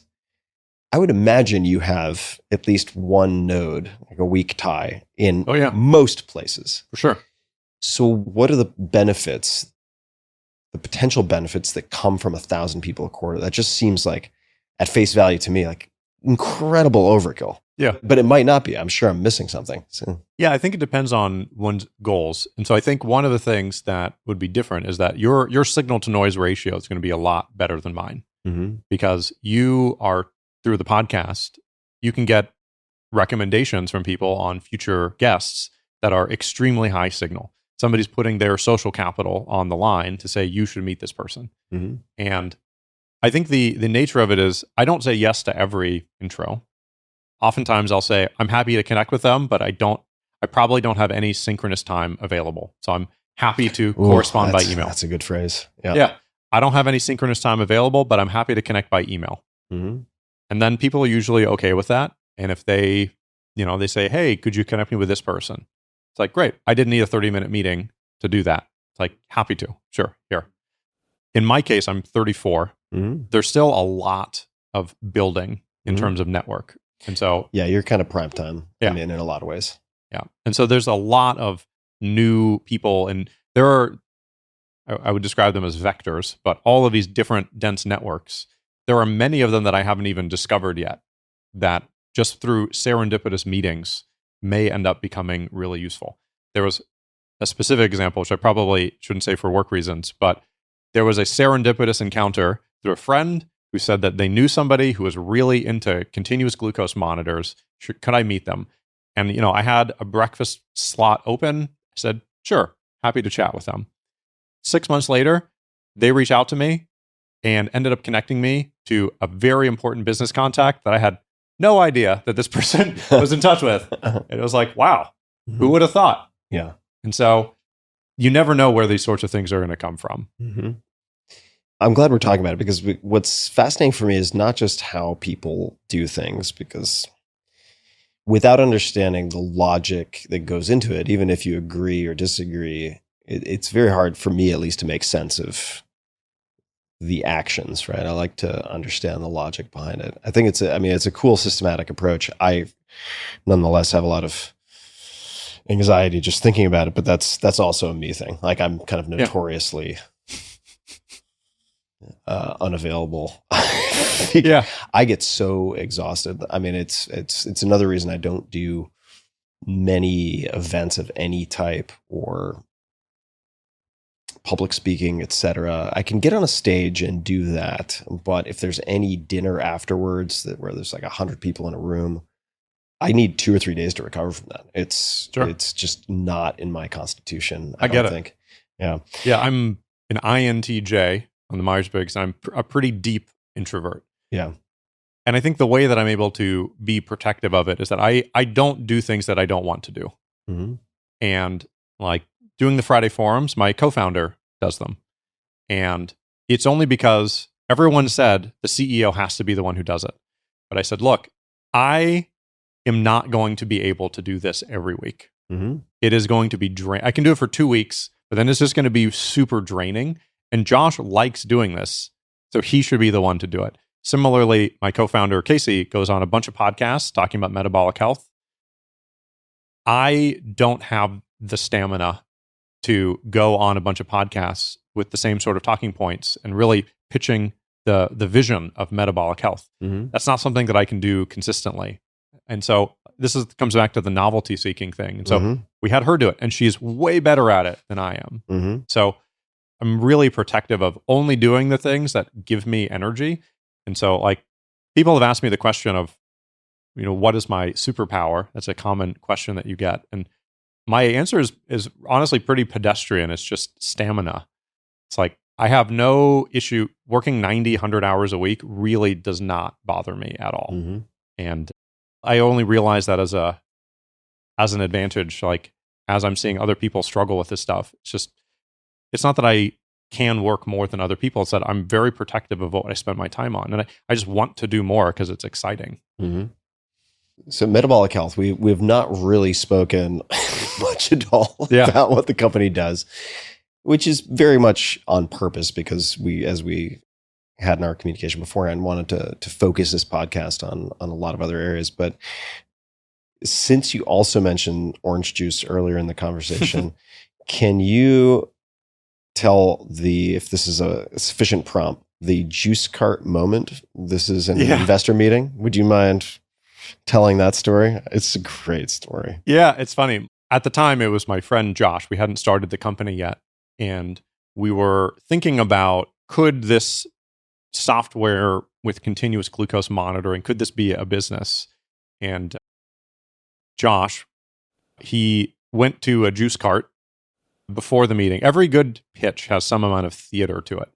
And so our idea was we'd have a thing of juice, and while we're in the meeting, he'll sip on it, and then there'll be the big reveal at the end. Like, actually, I can show you right now. Mm-hmm. And we would see his glucose go up. And so he went to a juice cart. He got the thing called health drink. It's literally called health drink. We have a picture of it. He's drinking it while we're in this meeting. And then this is an early investor pitch to see if there's any traction there. And sure enough, 30 minutes in, we do the scan, and he is just rocketed it up, like over 200 milligrams per deciliter. And he's like, whoa, wait a second. Which is very high. It's very high. Yeah. You could just see it in the faces of the investors. They were just like, oh my God, I want one of these. Like, I need to get one of these for my wife. This is so cool. And so that was the first moment when we realized there's some real magic in getting these feedback loops. Mm-hmm. It's like, you think this is healthy. It's definitely not. It's mostly just sugar. Mm-hmm. So I'm going to ask you to do the thing that you hate to do, but for the purposes, because I imagine there are people listening who might find the company fascinating enough that they would want to consider applying for a job or something like that. So it could be 20 seconds, doesn't need to be long, but just metabolic health, the mission of the company, you can make it as short or as long as you'd like. Yeah. Just to give people an idea of what you guys are doing. Totally. So Levels shows you how food affects your health using biosensors like continuous glucose monitors.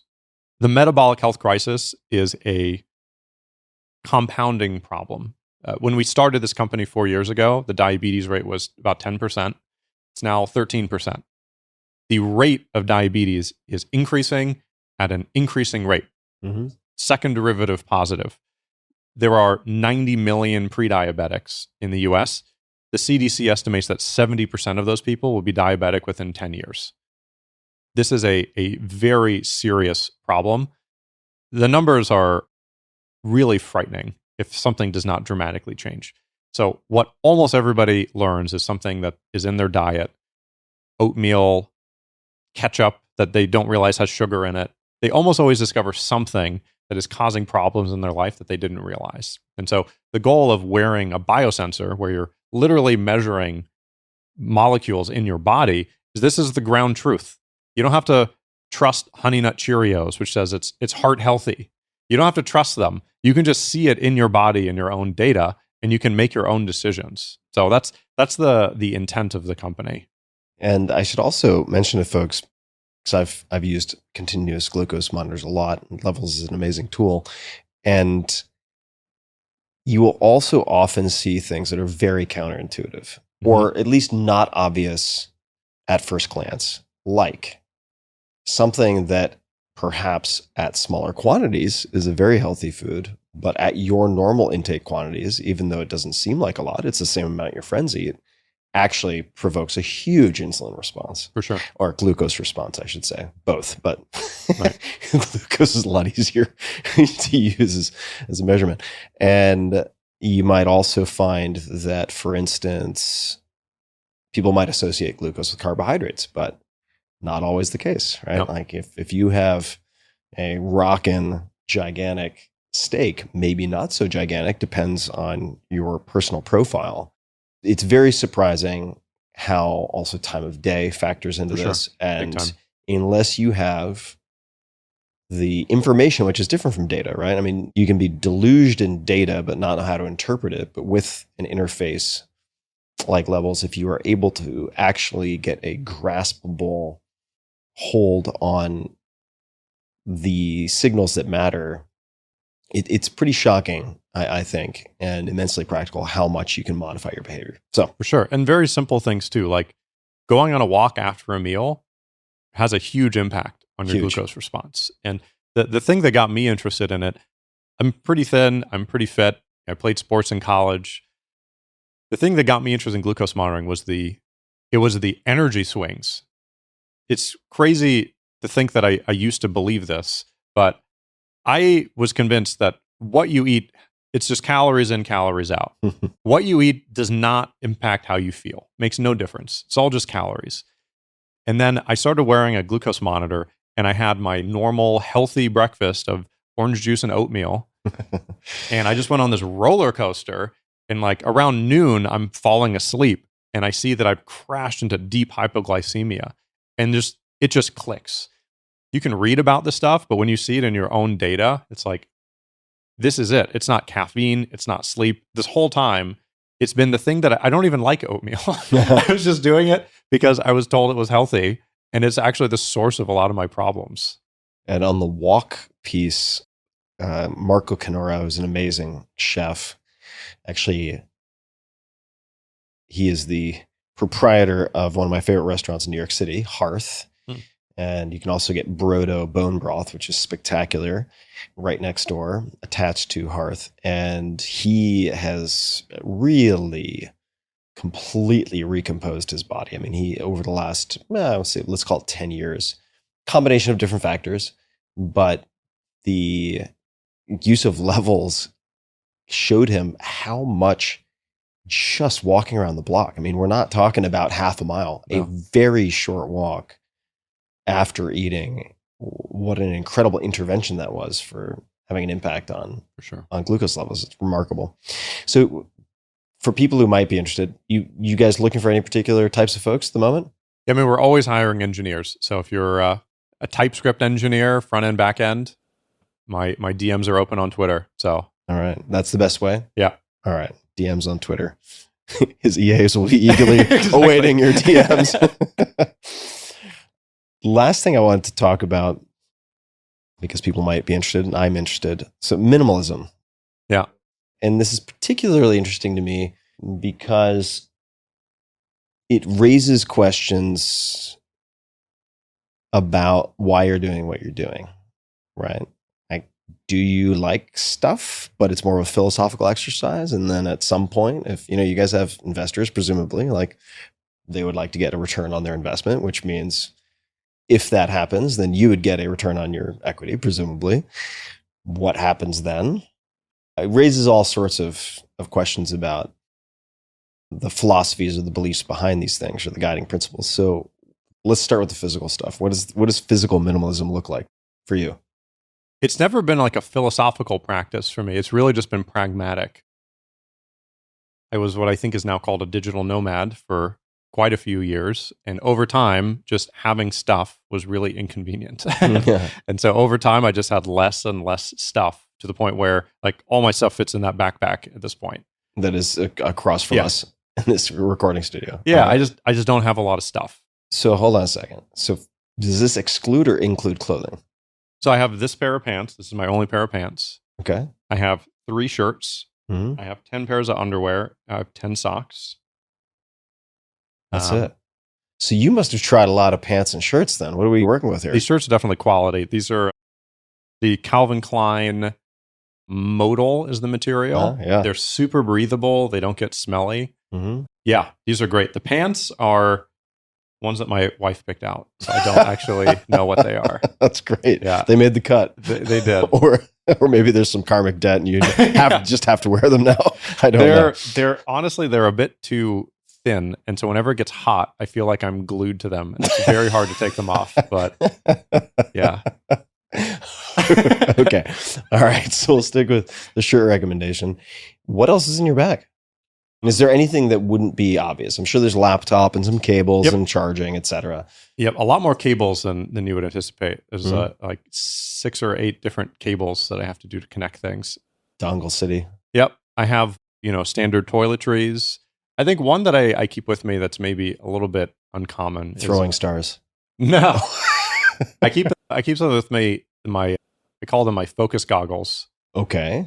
They're kind of like horse blinders. So when you're on an airplane, I have the attention span of a goldfish. And so if I'm trying to work and the person next to me is watching Transformers, I'm just going to end up watching Transformers with no sound. Uh-huh. And so having these just blocks my ability to see anything peripheral. I have them here if you want to check them out. Would you mind? I want to see these things. I might need a pair of these.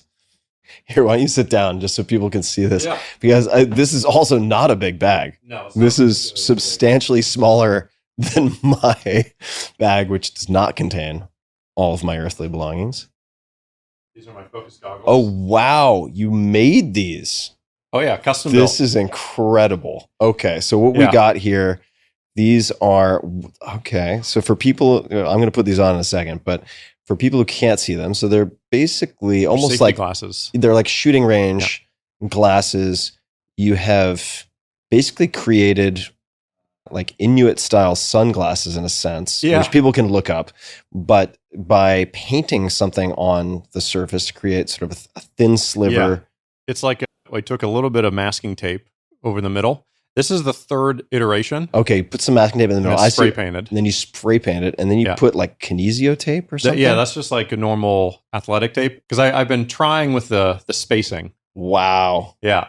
These are pretty amazing. Yeah. And so they're good. I've tried different versions. So like one of the versions. Yeah, I was imagining actual blinders, which would be a little, it might freak out the families around. Yeah. I mean, this also freaks people out. But that is amazing. Yeah. And so like, it's the perfect. Yeah, we'll definitely need a photo of this. This might be, I think this should be for the thumbnail for the episode.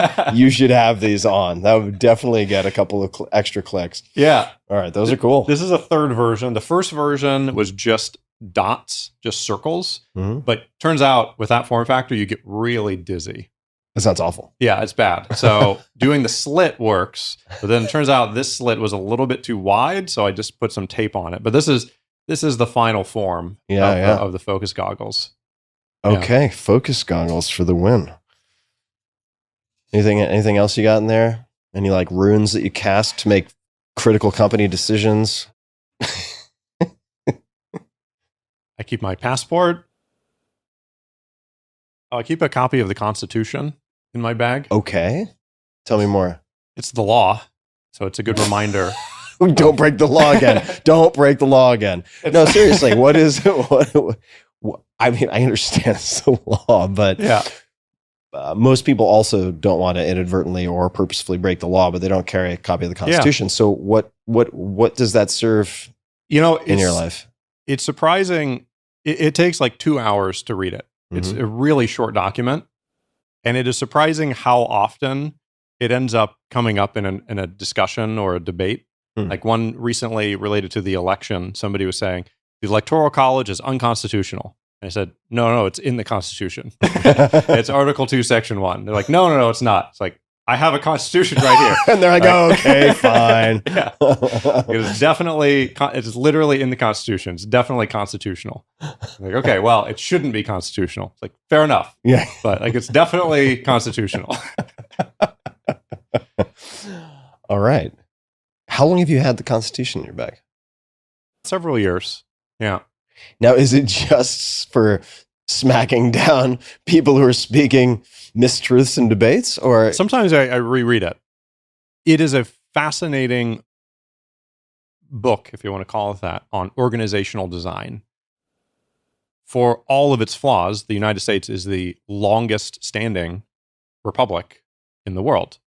And so when you think about that from a historic lens, a lot of the things that people who started the country did were very thoughtful and interesting. And so all these ideas around checks and balances, some of it relates to company building, and some of it can be used as an example of what is not relevant from company building. So for example, when you're building a country, you cannot make assumptions about the positive intent of the other people in the country. So you have to create structures to manage when there are bad actors. Mm-hmm. When you're in a company, you can just fire those people. It's super easy. And so you don't need to create those same mechanisms. And so where a lot of people with, say, it depends on the company, but with equity, you can also really help to align incentives in ways that are much harder on a national level. For sure. Like, you cannot assume if somebody is acting in a way that's not illegal, but is detrimental to the country, you can't like throw them out. They used to have exile as a punishment, which was really interesting. Like, you would just say, all right, ostracism was a punishment. It's just, all right, you can't be here for 10 years. Mm-hmm. That was a real punishment that people would just vote and say, we don't like him. He just has to go away. But you can't really do that in countries. You totally can do that in a company. And so this ties into when you're creating systems, you have to understand the people in the system, how they interact. So if you're building a company, the idea of treat people like adults, you can make a set of assumptions about all the people here are going to be honest. When people fill out engagement surveys, they will be honest. And if they're not, you remove them, as opposed to, well, what structures, maybe we add some anonymity, we add some back doors, let's make some compromises because we have people that are not aligned. Or you can just say, no, all people are aligned, or they leave. Mm-hmm. And then you just don't have to create all this process that creates distrust and all these other problems that are downstream of that. All right. So it sounds like, in a way, and I don't want to put words in your mouth, but this is a sort of idea catalyst, thought catalyst. Yeah, sure. Related to organizational design. Yeah, it's a reminder. Yeah. All right. Well, we've covered a hell of a lot of ground here. I think we've covered pretty much everything that I have in front of me. We could cover a lot more and keep going for hours, I am sure. Curious when you are going to announce the official formation of your Church of Sam. And is there anything you would like to mention that we didn't cover? Any closing comments? Anything you'd like to direct people to? Anything at all that you'd like to say before we wind to a close? Yeah, I think this might be something that you're sick of hearing, but I want you to know that your work has had an incredibly positive impact on a lot of people, myself included. So thank you. Thanks, Sam. I really appreciate that. And I've really enjoyed this conversation. I look forward to our dinner. I'm definitely going to dig more into the theology, which is endlessly fascinating to me as well on so many levels. And for everybody listening, where's the camera? There's the camera. It shows you how often I use cameras. We're over here, Tim. We're over here. Oh, yes, camera one. To everybody listening, we will link to everything we've discussed, including much more, because Sam has been very generous with his making lots of documents available publicly. So we will really have rich show notes for this episode at tim.blog/podcast as per usual. And until next time, be just a bit kinder than is necessary, both to others and to yourself. Don't forget the last part. Compassion is incomplete if it doesn't include yourself. And as always, thanks for tuning in. Thanks, Sam.